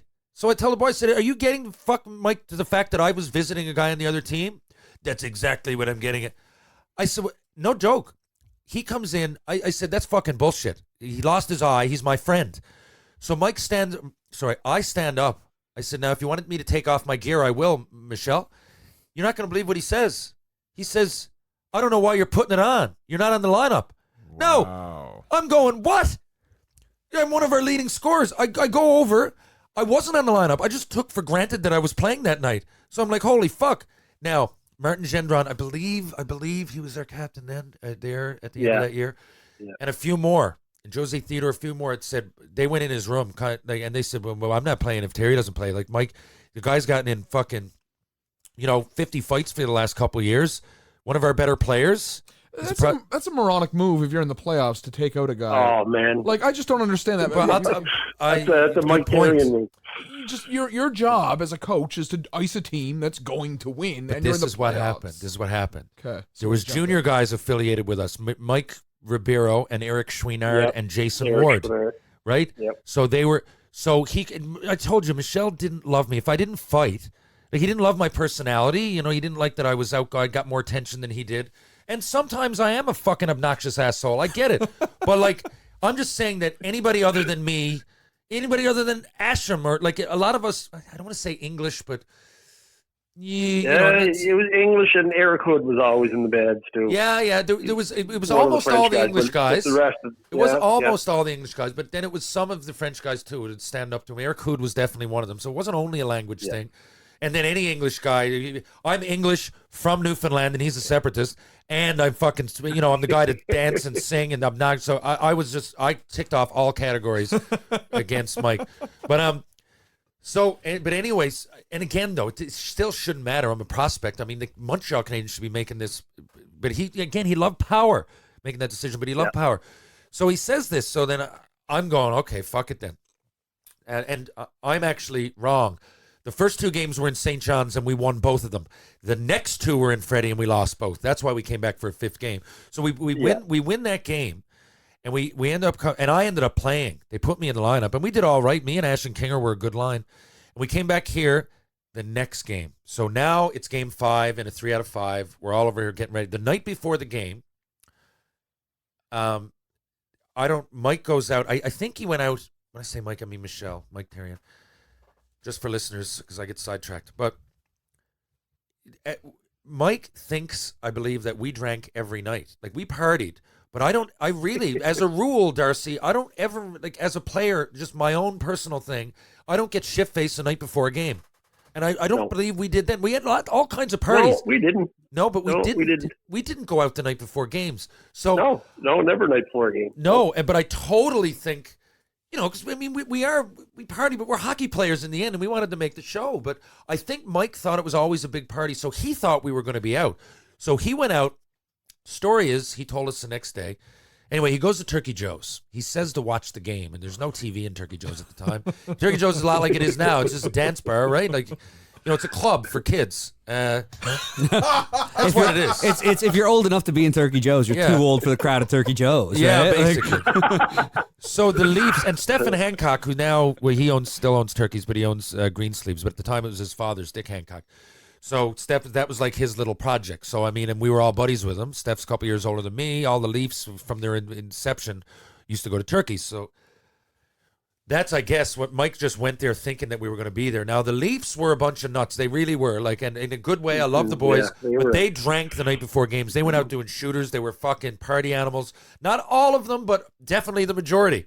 So at the bar that night, I know. People can. Thornton, for example, Sean Thornton is a big-time, dedicated guy. He improved. He got there, but Thornton loved the bar, right? So Thornton's out, Pepperall, Bahanas, DJ Smith.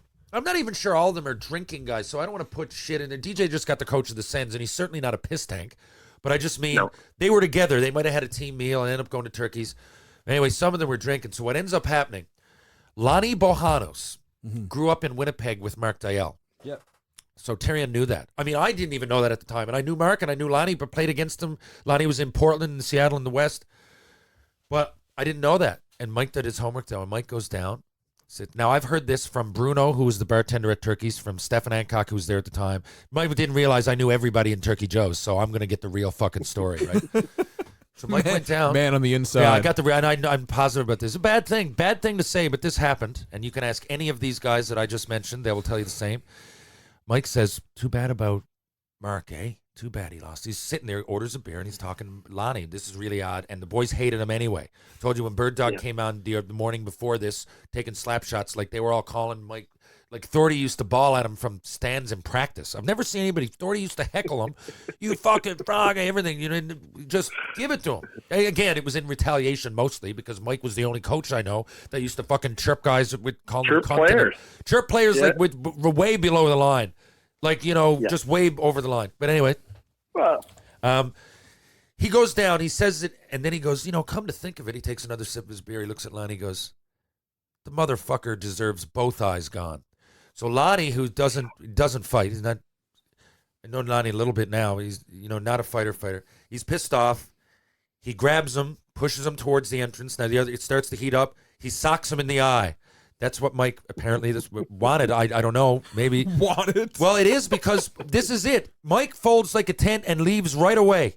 He goes right back to the hotel, and the next morning we're all woken up with an emergency.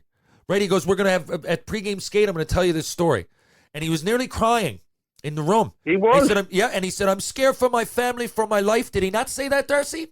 He did. I fear for my life. I fear for my family. I'm thinking, Lonnie fucking Bahamas. He's three. He's not Hell's Angels. Yeah, he's 3 after 5. I'm going, what? I'm going, okay, Thordy must have got him and kicked the shit out of him. And I'm going, what? So what? And there wasn't really any marks on his face. So I was like, how bad can this be? And then I thought, I looked at Darcy and Boyd and a bunch of us, Matt Higgins. I go, he's not using this as a motivation, is he? Like, this is not how twisted. Yeah, we're not in this world right now.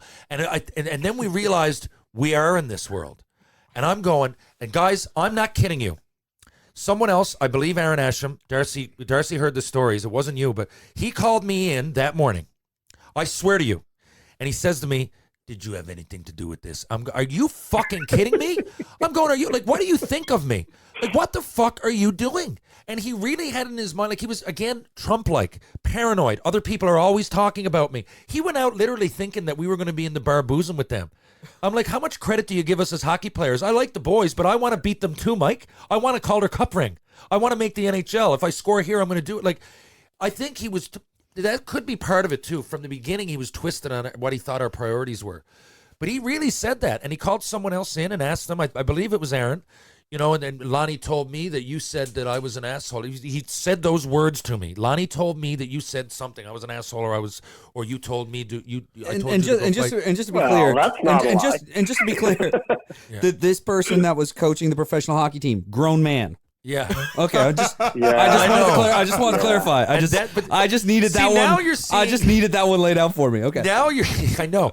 Now you're seeing what I mean when I was always like, there was always something with Tyrion. Like, this shit was always going on. Yeah. It was like every day now you turn on, it's like breaking news because Trump said, like, you know, that chimpanzees should go in outer space or something. It's just like, what are you talking about? Like, the same, again, I'm not getting on political on one side or the other. I just think, you know, these people have a lot in common. And Michelle Tyrion would be like that. There was always some kind of distraction. And it was ironic. Always an angle. And oxymoronic. He was always playing some angle to control somebody. And I think if he left all that shit out, we would have just done better. But there was a reason for it. I don't think a lot of it was in his nature. A lot of it was. But sometimes he was just really, it wasn't natural. It was a logical decision. Maybe if I say this, maybe I'll get some pity from the boys that might give it. And who knows? We won game 5. But I'll never forget it, guys. The first goal of the game, can you remember this, Darcy? The puck drops. Lonnie comes down, first or second shift, hits the blue line and puts one up in the top corner on Theodore. And the place went bonkers, boys. The place went bonkers. Now, we ended up winning 3-2. Your bench is cheering. Oh, fuck. Yeah. This happens, though. This is why this was a big story, guys. This is why this was a big story.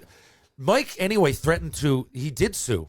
He threatened to press charges, and he did press charges. So this happens. Lonnie finishes the game. We scored. Me and Ashton King ended up playing, and we had 2 of the 3 goals. We beat them 3-2. I can't remember if I scored or not. I just remember Aaron Ashton having a great game because I'm looking at him all game. I do, and we won 3-2. Now it's handshake time. So I don't know why we didn't. Oh boy! So I go over right away. Like, it's not. I'm not thinking I'm not going to shake hands. Tyrion's snapping. Think of a grown man now, a coach in sports, in pro sports, doing the unsportsmanlike thing. He's yelling at us, "Get off the fucking ice! You're not shaking hands." And I'm going, Mike, this is my hometown, and I'm going to shake hands. So it was all of the English guys and a few French guys. Again, it wasn't always English-French, but I guess English guys didn't know how to take this, guys. So we took. I didn't not like my French teammates. It just ended up being cliques because Michelle would make it like force that. it that way. Yeah. So I can't see why. Yeah, really, right? But I remember, like, it was 6 or 7 of the English guys, and then maybe a couple more.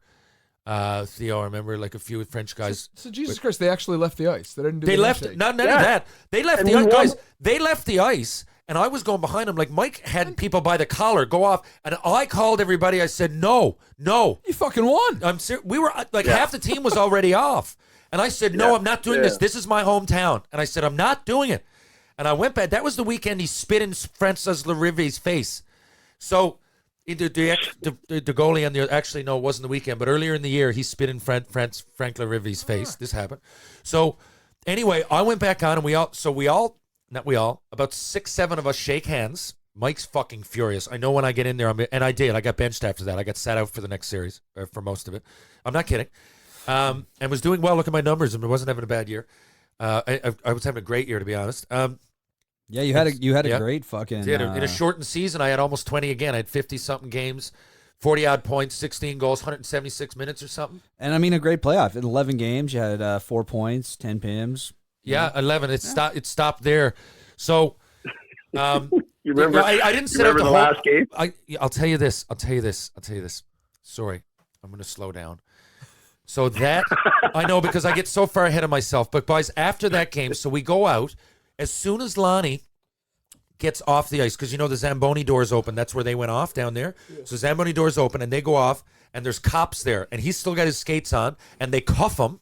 I'll never forget the sight of this. And there's like fucking kids and shit watching the game there? Yep. They cuff him on the Fucking way off. fuck. It's like a circus trying to get out of the rink and everything. And Lonnie's down there. And I don't know why. You'd figure you'd let the guy take his gear off. I don't know what happened, but they put him in cuffs and put him in the car. I would be lying if they drove him away. Maybe he went back in the room. Maybe they questioned him. But I saw him, and this was going on right after the handshake. So then we get in the room, and Mike's flipping out, and he's calling me a bastard and everything for shaking hands, and I'm disloyal to him, and I'm free. And my parents are out there. We just won the series. They think that we're doing all right. They want to see Asham because Ash is my buddy, and Darcy and Boyd. Like, we just go in there. So, like, and I got all kinds of family there. It's chaos. And then I got, like, Robin Short and Brendan McCarthy and all the sports guys, they want to get an interview with me, and I used to set them up with, who you guys need to talk to. So it's all coming to a head, and Mike's calling me a bastard in front of people, like yelling it at me in the old stadium on the way to the dressing room. It was a really, really bad scene. And so this happened. Mike ended up dropping the charges. Now, we've heard, I don't know why, but what we've heard is that we had other friends kind of see him out that night and vouch and say, Danny Williams was Lonnie's lawyer. Right? Okay. Wow. So I believe Danny's defense was like, oh, yeah? Well, you didn't go in there to watch the hockey game. No TV. Right? We know, and you were out at other places that night and people saw you. So if you want it all to go down, this will all come out. So that's just my guess because, like, Mike didn't feel bad for Lonnie or anything. I remember him telling me he hated him. He just dropped the charges. And in a weird series of events, Lonnie goes up, leads the Toronto Maple Leafs in scoring, and never, ever comes back to in the playoffs, he had like 14 points. He beat Sundin. And then he goes over to Switzerland, never to be heard of again. I couldn't believe, like, why wouldn't you, in an opposite of Andrei Bashkarov move, you get a guy going up and outscoring all the Maple Leafs. And not only that, guys, Darcy, we won that, and we played the St. John Flames the next series, right? Was it? Yeah. And then it was Providence. We lost out to Providence. Yeah, we played the Flames next. This happened. Yeah. This is my last game. That's why I played. So, guys, the reason Mike sat me the first 2 games of the next series because I shook hands. Now, I'm not joking. Holy you know what shit. I did? You know when he called me back in the lineup? Game 3, we were in St. John. I don't know if you remember this, Darcy, but there was a defenseman they had named Eric Sharon. He'd missed. Okay, I was in. He'd missed the last. You know that. Yeah. No. Sharon had missed half the year with a kidney problem. He had like a kidney disease. And he came back into the lineup, and all the fans, it was a very big moral thing, and Mike wanted to shut that out. He was coming back to play the playoffs. He had a kidney problem. So Mike told me to fight him first shift. And guys, I've never been so. I remember at this point, that was my last game in the Montreal organization. I don't know if you know it. I sat out the whole province. I sat out all of it.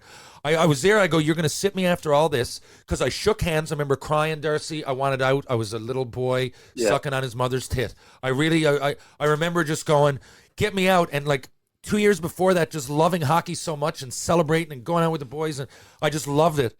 And then all of a sudden, I hated my life. And I looked over at Sharon and I said, I'm coming after you. I said, no, Eric, I'm not going to. I'm told to do this. And as I was pummeling him, I honestly, guys, as I was pummeling him, I remember feeling like I was going to cry and just like everything coming I hate to feel like a pussy here, but I didn't know what else to say to you. Like I had, my whole body was in a rage, and I came off and I took all my gear and I threw it all over the room. And I went back and I looked at him on the bench while the boys were playing. I said, I'll never, ever play for you, you motherfucker. I'll never play for you again. I hate you. I took all my gear off, threw it all over the place, and I went out on the bus and waited for you guys. And they kept me around. They put Eric Chouinard or Mike Ribeiro in for me the rest of the playoffs. That's why, Darcy, I thought I was going to get fucking traded. I'm like, why wouldn't you trade me? Mike's being an asshole to me. You don't have any plans for me. I'm down here, and anyway, it's turning into my story, but it's been a while since I've said that, Darcy, and I know you're like me. I was there for the whole thing. I remember that whole thing coming to a head. Like, he spent all his time trying to manipulate certain players, and I don't really understand. I just can't believe he still has a job. Man, well, he did some winning. He got us to the semifinal, and 2 years before that, and I'm sorry about talking so much there, guys. I had coffee, but that was a story that Darcy and I can never really tell the full thing because no one was there with me. But Darcy was there and I guess put those pieces together. But the thing is, Mike had success. He won in Granby and he brought them the Quebec League, their first Memorial Cup in 25 years. They bought that team, though. They did buy it, but he still did. But there again, was an uproar over that. He wins, but his methods are archaic and barbaric, but he wins. Yeah. Of course there was a fucking asterisk by it, right? Of course Granby bought everybody. Right. Of course, when we went to the semifinal, he had other guy. I was pissed off, and he had first rounders upset and puking before games. Anytime you tell me about Michel Therrien's success, it doesn't surprise me because he'll do anything to win.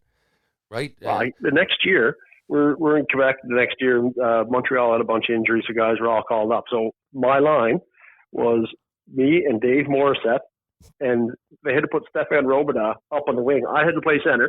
Moose played, I don't remember if he was left or right shot, and Steph Robidas. Moose must have been right wing, because Therrien tells us in practice, I think this last night, this new play will do the left wing lock. So we'll go Moose and Darcy, you forecheck, and Steph Robidas will stay back. I was like, okay, left wing lock, I know, yeah. So after the game, after practice, talking to Jerry Fleming, was our assistant coach, and with Jerry, when he said he thought this up last night, he doesn't mean like he created this last night. He means he thought we should use this. And Jerry's like, no, Darcy. He's trying to tell me that he created this. It's like, the Finns have been doing this since the 70s, and he's trying to say that he created the left wing lock. He's like, oh yeah, no, he totally believes that he created this. He's a beauty. He's a piece of work.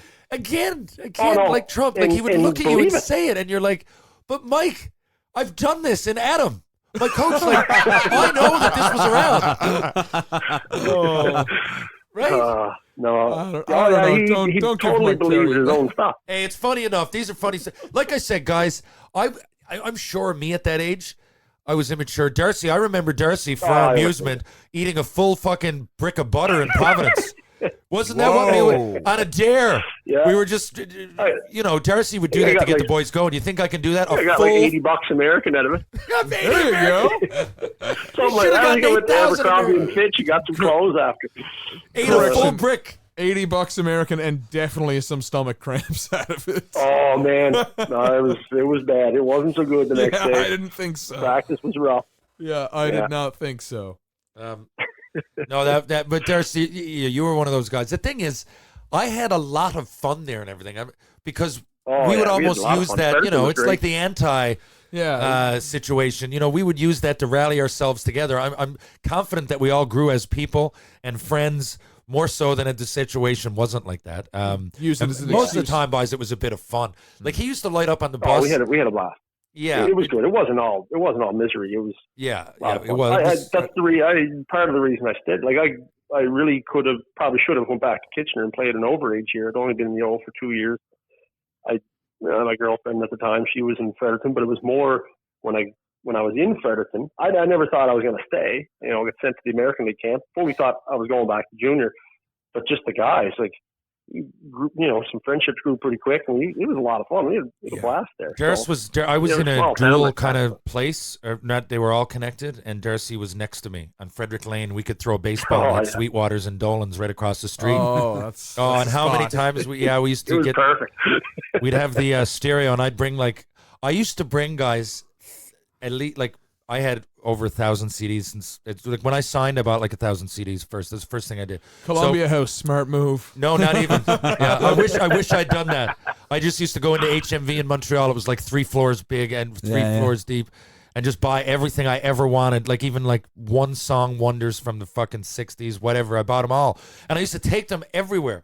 And I had an F-150, and the whole back. I got a cover for it. When I packed, my clothes were insignificant. They'd fit in a bag, my hockey bag. I put that in the front, and I'd put all my CDs in the back and take them everywhere. So, the parties would come to my house because I always knew the beer reps too. So the beer reps would always have the fridge full, and we would come back and listen to CDs either before or after the bar. And when I say that, I'm not saying me and Darcy, like, it was the whole team at some point. Like, even guys like Marc Bocage and Sylvain Blouin, who I might... Well, they lived beside you, too. They were on the other side. They did. So, like, and some guys... They call the cops some nights. I believe Marc Bocage called the cops on me that one night. Do you remember the Super Bowl party I had that only I got in shit for? Can you remember that? You were trying to pay the cop to not come back. You're like, well, how much? How much is it going to cost me? Because I'll give you the money now. Just don't come back. He went to Mike Therrien and said, one of your players trying to bribe me. Wow. This guy kept coming back for the noise complaint. Yeah. So that was my answer. Go up and get a handful of cash out of the fucking drawer. and throw it at him.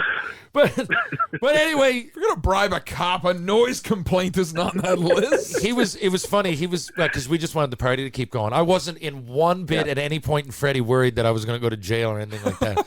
He was, but the thing is, the cop he came with a girl cop too, and she was trying to explain that it was good music, but we had to turn it down. And I'm like, I get it. But it was all kind of funny. And we ended up, we left it up. They let us put it at a certain level. I let them like do it themselves. I said, I promise it won't go higher than that. And I said, the two people on the sides are in this place anyway. So, the two people that are connected to this house. But anyway, I remember when they left, like they weren't pissed off or like charged us or anything. But the story got back to Michelle and he freaked. He freaked out, why was I can't imagine. Again, it was Super Bowl Sunday, and we had nothing on Monday. I just want to reiterate that. And I chose, right, to get all the beer that were free from the reps. I bought nachos and dip, whatever you're going to do. I didn't make anything, and I had the whole team over to my house. So it was a team move, really, that often gets misconstrued back then. And the line between fun and over the top was very foggy. And anyway. This whole thing's about me tripping over my bottom lip. What else did I do that I got framed for, Darcy? No. Fuck's sake. I'm only kidding. But I do want to know, before we go here, Darcy, because we've been on for a while, like I knew would happen. But I want to know, because this is huge. A lot of people don't realize that when you're coming out of major junior, you get a school package. So if it protects guys. Like if I didn't get drafted to Montreal and sign, I would have had my schooling paid for at any university in Canada that I chose to go to. Well, I guess one that I made the hockey team would probably be where I chose. But so a lot of guys do that. But if you play pro, you have to sit out a year. It used to be for every year that you play. So that's the way it was whenever I went. Yeah. Well, you didn't sit out 2 years, right? Well, my over-age year didn't count. I could have played junior that year, and I did. So that year doesn't count. The next year counted. My first year in Quebec City, it counted. Okay. The third year, I started the year. I had broke my eye socket and cheekbone the end of the year before, so I had only played 3 games. So that year, I had to sit out a year from my last game played. Yeah, that sucks. And I lost 1 year of eligibility. Two years. I couldn't play 5 years or 4 years of university eligibility. I only had 3. Yeah, you lost 2 years. I went back. But you had to sit out a full year. Yeah, you lost 2 years overall, but the first year was right in the middle. So Darcy had to take 99 2000 or whatever that was completely off to go back now. Yeah, I went home and I practiced with. I didn't know what university I was going to go to. I just started taking courses at UPEI in January, and I knew the coaches. They coached me Canada games. Doug Curry and Jeff Squires and Ronnie Carey. Those guys were the coaches. So I went back and started practicing with the UPEI team and was playing senior. You play senior hockey. There's no real rules in that. So I was playing senior hockey. We won a maritime championship. And then the next year I played, I decided to go to UPEI. I could have went, I could have went almost any university I wanted to, but UNV was hosting. But you start practicing with a team, and all of a sudden, and a lot of them are Newfoundlanders. Those are Ryan Power and Warren Hefford, and some Cape Brettoners there too, Liam McCacker, Rob Bennett. I think he was a Robbie Bennett, great guy. You played on the Cornerbrook Royals with me. I saw Robbie. Cleon Smith, another Newfie. Cleon, played with you in Cornerbrook. Yeah, Cleon lived with me and Joel in Pleasant Street there. Cleon passed, do you? Yeah, we had a little. Yeah, we did. We talked about that. I forgot. But yeah, Cleon was a great hockey player. Good hands, right shot. Oh, great guy. He played against the World Juniors, and the team Atlantic was hosting. You know how they? Yeah. It was the year I think Fleury was in that. It was the year that Fleury shot the puck off his own player went up over his head that year. Yeah. So we had a AOS All-Star team, and there was that's right. So there was Joel Ward and I and Cleon Smith all from our team who played on that. That is great. And so you enjoyed your time. Now you ended up played a few years at PEI. Yeah, I had 3 years left to play, so I got my 4-year undergrad done in 3 years, took summer school and stuff, and just went to work and got it done. I knew what I wanted to do. I knew I wanted to be a teacher, so got that done, and then I applied and get into the 1-year program at Munn, went over there and lived with you. And that's it. So I explain, I'll explain it, I guess. You can finish in UPEI, and the setup is that our education program over here can often you can do it in 1 year, whereas you have to do it in 2 years somewhere else. Yeah. So Darcy gives me a call and says, I'm coming over. So it was great. So like I said, we lived next. We were neighbors and, real good friends, teammates. And then just a few years later, Darcy was coming over here to do his schooling. So he lived with us for the year and good friends with Senior.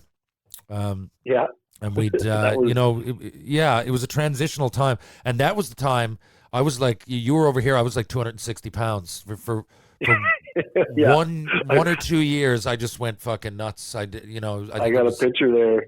You and I at Halloween. I think you had the caps, the white caps. Our baseball all stuff. Uniform on, and I had the green. What with was that? My big fucking gut spilling out over that.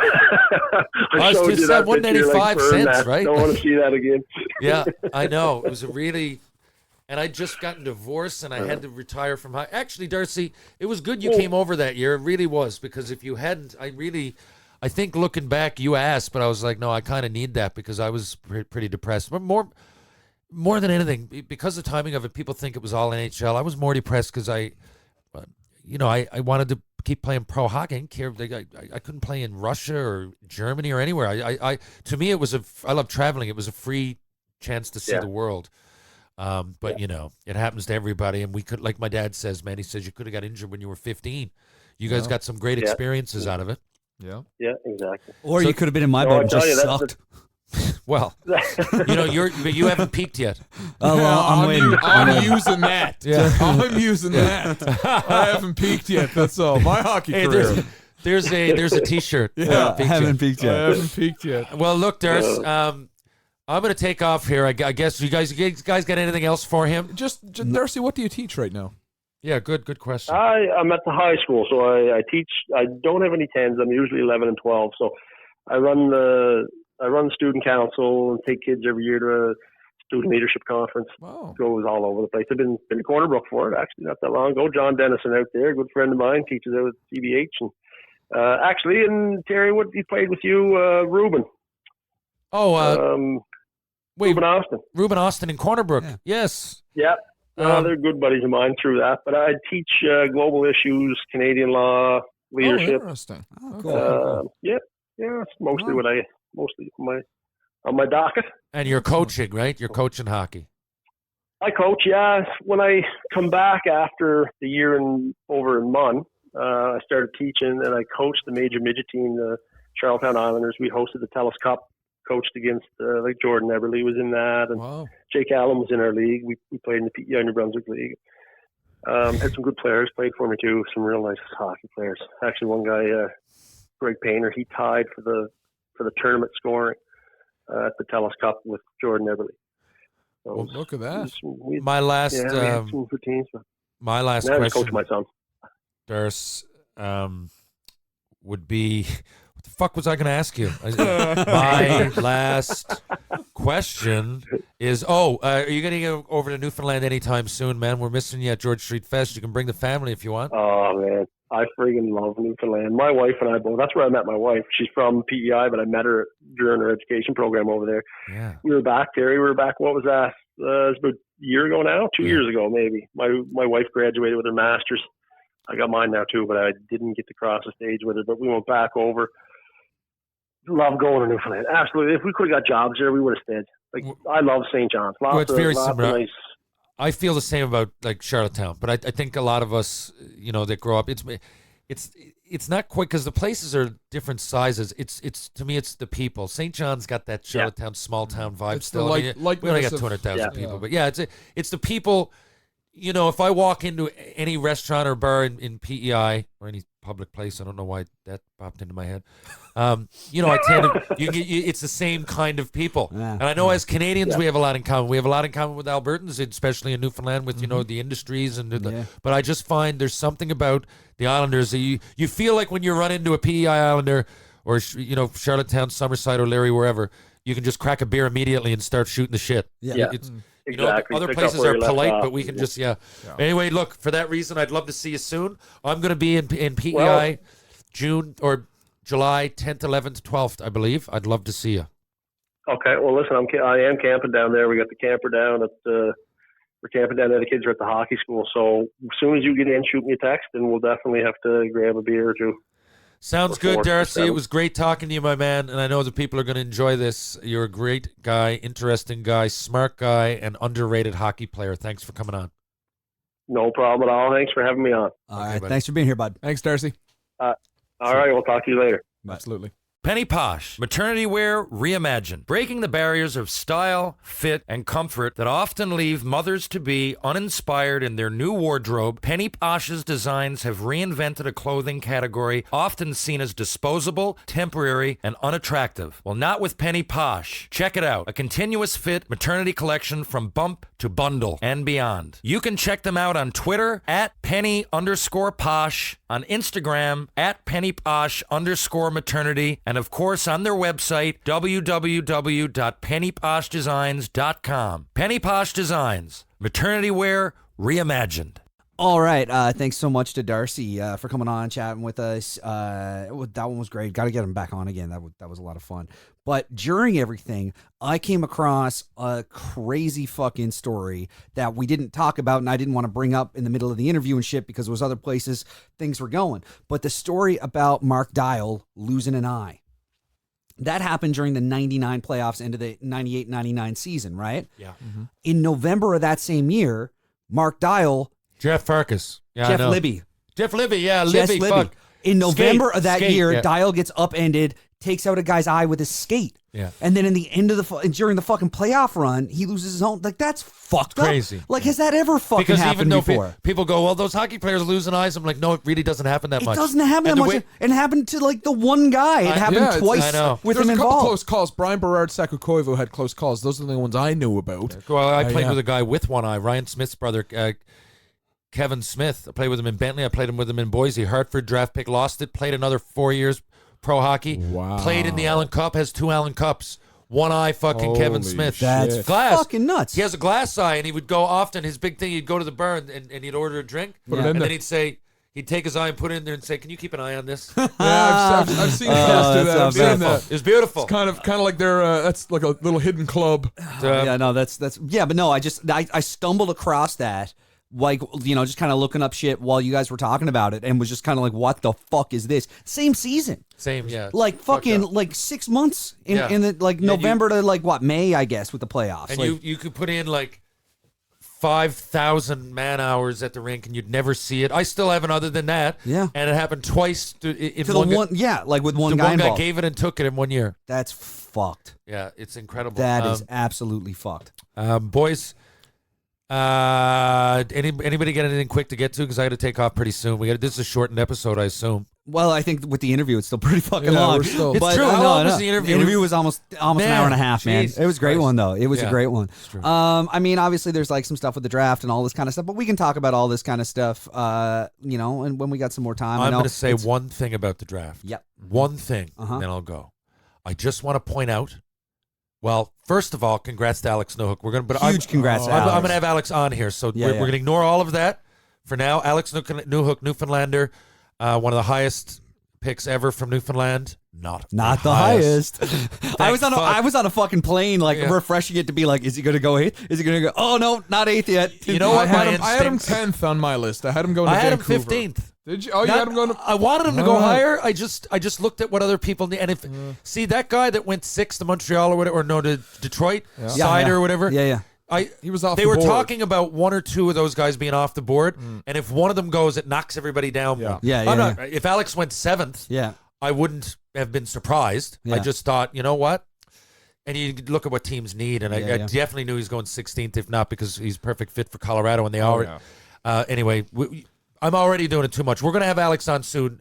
It's really too early, I think. That guy's got a lot on his plate. I think he might be busy for a while. Yeah. Yeah. I wanted to point out, look at the monsters that got drafted. People keep bringing up, yes, Jack Hughes is 5'10". I know there's Yeah. a few people there, but they're monsters. That guy Sider, that Detroit, they're like, oh, this guy's out of nowhere. 6'4", 210. At 18, there's guys 6'6". Look at the look at the first I round. saw a 6'6" guy there, and I was like, how are you used to be one every 6'6"? 4 years. How- now they come out all the time. I Mike- just don't know how someone is 6'6" at 18. Yeah, I know. That's the weird thing to It's me. Like, fucking that crazy. is Well, like you don't fucking like you're not gonna hit, if you're not 6'6" at 18, you're not gonna turn it at 32. You're not gonna be Bash. But I mean, you're not gonna be Yeah, this I fucking guess. late bloomer and like hit it at 28. Like You know what? I guess sometimes you sneak an inch or two in after but you're there is more and 18. more guys that tall Yeah. playing. They're just 6'6" used to be completely unheard of in hockey. Like they'd come around once in a while. Like I don't know, Chris Pronger, Darian Hatcher. Like every year or 2 or 3. 6'4" is tall. The guy in the 6'4" World is Cup, the- that was 6'6". yeah. There's all kinds of guys. My point being, I know the league is softer, and maybe it should be. I don't really know. I'm not commenting on that. What I'm speaking to is that all these people, I see articles all the time, just Google it. The small man gets by better now.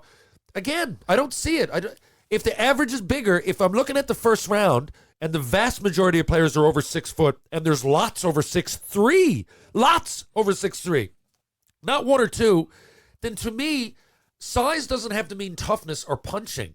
But size does matter in wingspan, in strength, in stride, in slap shot power. I mean, I can just keep going, but size matters. It's physics. If I'm a foot taller than the next guy, I'm going to get to the puck first, for example. I'm thinking that all of those articles might be sparked just because the opposite paradigm, paradigm's not the word I'm looking for here, but the opposite of that argument is no one's getting held back by being small like they would be 10, 12 years ago.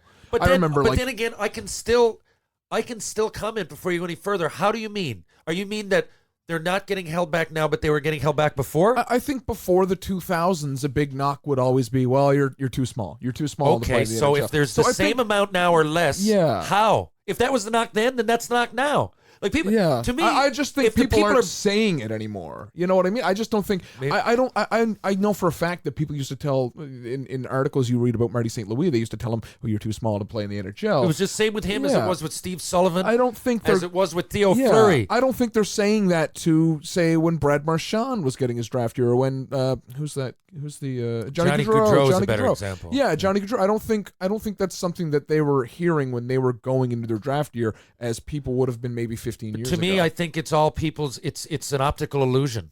That's also true. If too. the people are bigger now, if the average size is bigger now than when I played, now again, I know that being big helped you in fighting back then. But I'm saying if the league is bigger now, then there's just as many small guys and just as many big guys. Like, or more, just as many minimum. Yeah, I guess more. If the average is higher, Right, that's average how averages I used work. to come That's in how as numbers average work. or just over average. Now I'm slightly below. Yeah. You're looking at me as a guy who played in that era and fought all these tough guys. Now I'm a lot smaller than a lot of the league. Like, so I'm not saying it would help me or hurt me. But what I'm saying is that all these people, like Gaudreau's good. I think Gaudreau would have still played in the 90s. Like, like Fleury did. Right? Yeah. Like otherwise we would see the door open for an influx of young or small guys right now, and you don't. There's the same amount or less that are in the league. That's all. I just want to say it. I got no reason to stick up for the big guys because I'm right in the middle, right? I'm right on that fence. It's just that I hate when I hear people saying this, and I see, and there's guys out there that are small, and it doesn't matter because now the game is opened up. I know, but they'll find a way. It still matters if Zdeno Chara's going to check Johnny Gaudreau. We're Calgary in the playoffs. I don't know. Look at the teams that were successful. I'm not even making that argument, really, but if you look at it, there's a reason. If Johnny Gaudreau is going for the puck with Blake Wheeler, I put my money on Wheeler. Like, every time. And I know that Gaudreau's good enough to shift out of it here and there, but I'm just saying, look at these teams now. St. Louis are big. It's the issue. Oh, St. Louis are huge. Right? They're huge when they won. And I think they got the most Canadiens. And the thing with Gaudreau is that if there's a puck going in the corner, Gaudreau's going to get to that puck first. But if him and Wheeler get there at the same time, Wheeler's going to win that fucking battle, right? Yeah. Like, that's the thing. Like this guy, it's that if you're both at the fucking red line when the puck's going in, he's likely going to be the guy that beats out the icing. But if the two guys meet at the same time, and Gaudreau's got to be fucked. Yes, and Gaudreau's got to be so creative as a young guy that he can play amongst, or as a small guy that he can play amongst that. There's all kinds of guys that are almost as good as Gaudreau, but that matters. Physics matters. Yeah. Whereas if I'm like the size of Patrick Maroon, right, I can kind of get away with a little bit more. Pat Maroon, who's my favorite quote as any fucking hockey player, because it's He was getting chirped. I think it was the first round or something. It was a mic'd up thing where someone called Pat Maroon chubby or something on the ice, and he said, "I may be fat, but I'm effective," and I just fucking loved it. It's great, pretty good. This is 2 lines I'm taking home with me now.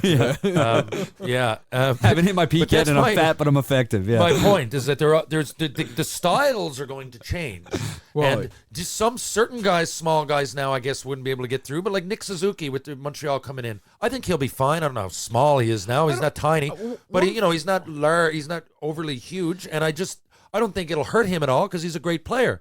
But I think most, the average size is going up, then it means a lot. One thing I'm going to say about these shorter guys, they're not really small. Jesus Christ, they're like their legs are still tree trunks. I mean, look at Marchand. Yeah, their legs are still like any NHLer. I wouldn't say small is a fair nod. I just say I think short, Gaudreau is shorter. small though. Is he? I think the guy on Vancouver, Peterson, I think he's small. Oh yeah, he's actually pretty tall. He's just lanky and not tall. filled out yet. Yeah. There are some. Paul Correa was small. Paul Correa was small, and he played in all that era, man. He was a little. He was caught like a bag of milk. Yeah, didn't do him any favors. But taking a look here at this year's first round, Jack Hughes is 5'10". Capo Caco is 6'2". Kirby Doc is 6'4". Bowen Byram is 6 foot even. Alex Turcotte 5'11". Moritz Sider, 6'4". Dylan Cousins, 6'3". So the average, Philip Broberg, 6'3". Fucking huge. Trevor Zegras, 6 foot. And Vasily Podskolzin. This is a treat just 6'1". to hear Mike trying to say so these now, names. Pause for a second before That's you the go top through 10. every. That's top 10. So pause before you go any more. That's the top 10. Yeah. The average now. So if you're looking at a league, if I'm from the outside, now okay, who are the 10 players that got drafted? The first 10 players of their age group to go in the NHL. Now let me see about trends. The average there, Mike, is about 6'2.5". So like, I'm sick of hearing it. I just like, because yes, there's guys like Newhook that are smaller than that, but again, I haven't brought up is there anybody like Fleury? Like when you're talking Fleury and Gaudreau, Fleury more like you're talking 5'5", like Steve Sullivan, right? And people like that were successful. We're talking about Newhook now like he's tiny. He's 5'11", right? Like these guys are big. Like Hughes is still 5'10". Like Cole Caulfield is 5'7". Okay, there's one, right? The averages is exactly the same as it fucking would be. 5'7", 157. Okay. Jesus. But he's obviously real creative. He's a magician. But right. And how many of those? 15th overall. He, like always, is an anomaly. Yeah. He's the exception. I've got a couple of friends of mine who have been talking about him falling to the Habs because they had them ranked higher. Falling to the Habs since February, maybe even January, maybe a little bit earlier than that. And they were kind of torn because they had Newhook going a little higher, and I was like, well, what do you want if he's on the board? And he said, well, if the draft goes this way, Caulfield won't be on the board if Newhook still is. And it was still there, and I remember hauling up my cell phone and being like, I wonder what they and they were elated that the Habs got Caulfield, and obviously happy for Newhook going immediately after. The thing about 15, Newhook, 16, to be honest with you, I know my inside fit. Even though I went 8th, I'm the highest pick. That's something to hold on to, but it's going to be broken at some point. And I know Alex, and I swear to you, as those picks were coming up, I was in my heart hoping he did it. I was hoping he didn't go to the West Coast because it'd be late to watch him. Once he didn't break my record, at that point I didn't care if he went 30th because it's about the opportunity. And where he landed was fucking what a sweet spot. Gold. They've got McKinnon locked up on a sweetheart superstar. Deal. They're not a team that's contending right now for the cup, but they're going to soon. They need a guy like Newhook.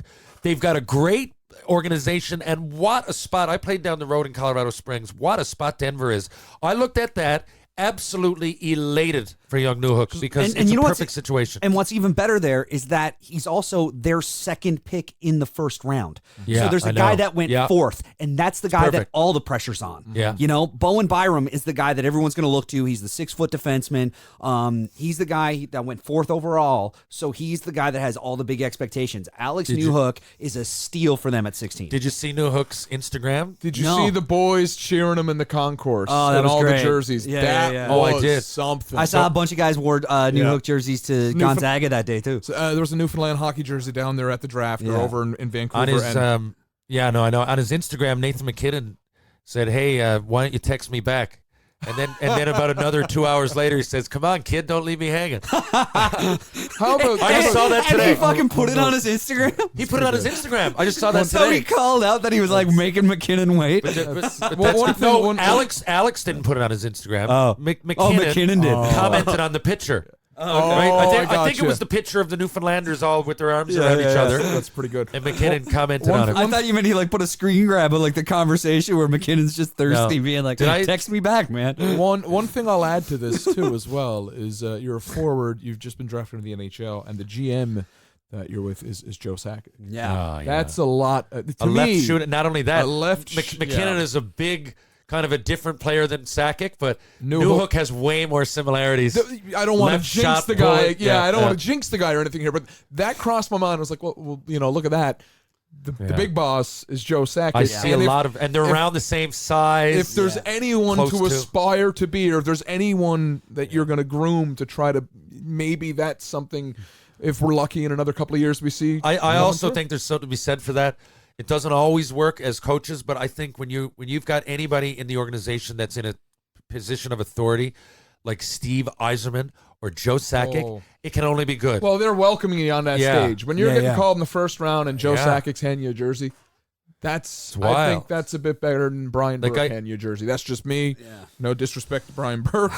No, you learn every day. Like I can go back. I know the stats won't show it, but the things that I learned just from like hanging around in the room with Vincent Damphousse and guys like that, like by the end of the year, I remember like talking with guys about this. Like Brad Brown, we had on this show. I remember him, like he used to just be fascinated. He's like, we just had like at the end of the year, he'd go like, we just had like 1,000 hours with Vinny Damphousse. Like we know exactly what makes him tick.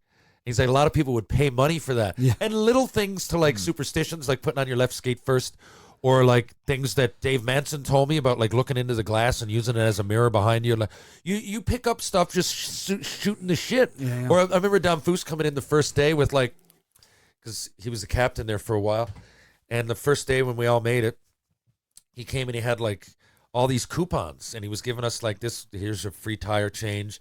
Here, these guys will give you a free car rental for a month if you're on the Habs sports car or whatever. And I was going, and he just went around and he took care of everybody. It was the first time I saw a captain like go way outside the box. And McKinnon looks like he's doing that. Like, it's not up to you to go on Alex Newhook's fucking Instagram. It's great to do it. It's great to get involved. And a lot of leaders, like, it's just, I bet you McKinnon is one of those guys in the room. Just picturing Vinny Damphousse with a bunch of coupons here. There's a free booster juice kit. He was everything. But I mean, like everything. Is McKinnon still the captain? Or is he the captain? Isn't No, it it's Landeskog. Yeah, Landeskog is. Yeah, but he's like that kind of leader. Yeah. And I don't want to. It was just Vinny. At least half of his job was making sure that everybody was fine. Like everybody was different. Sometimes you got a different. Sometimes you have a captain that leads by example. Nick Lidstrom when Detroit won it the last time.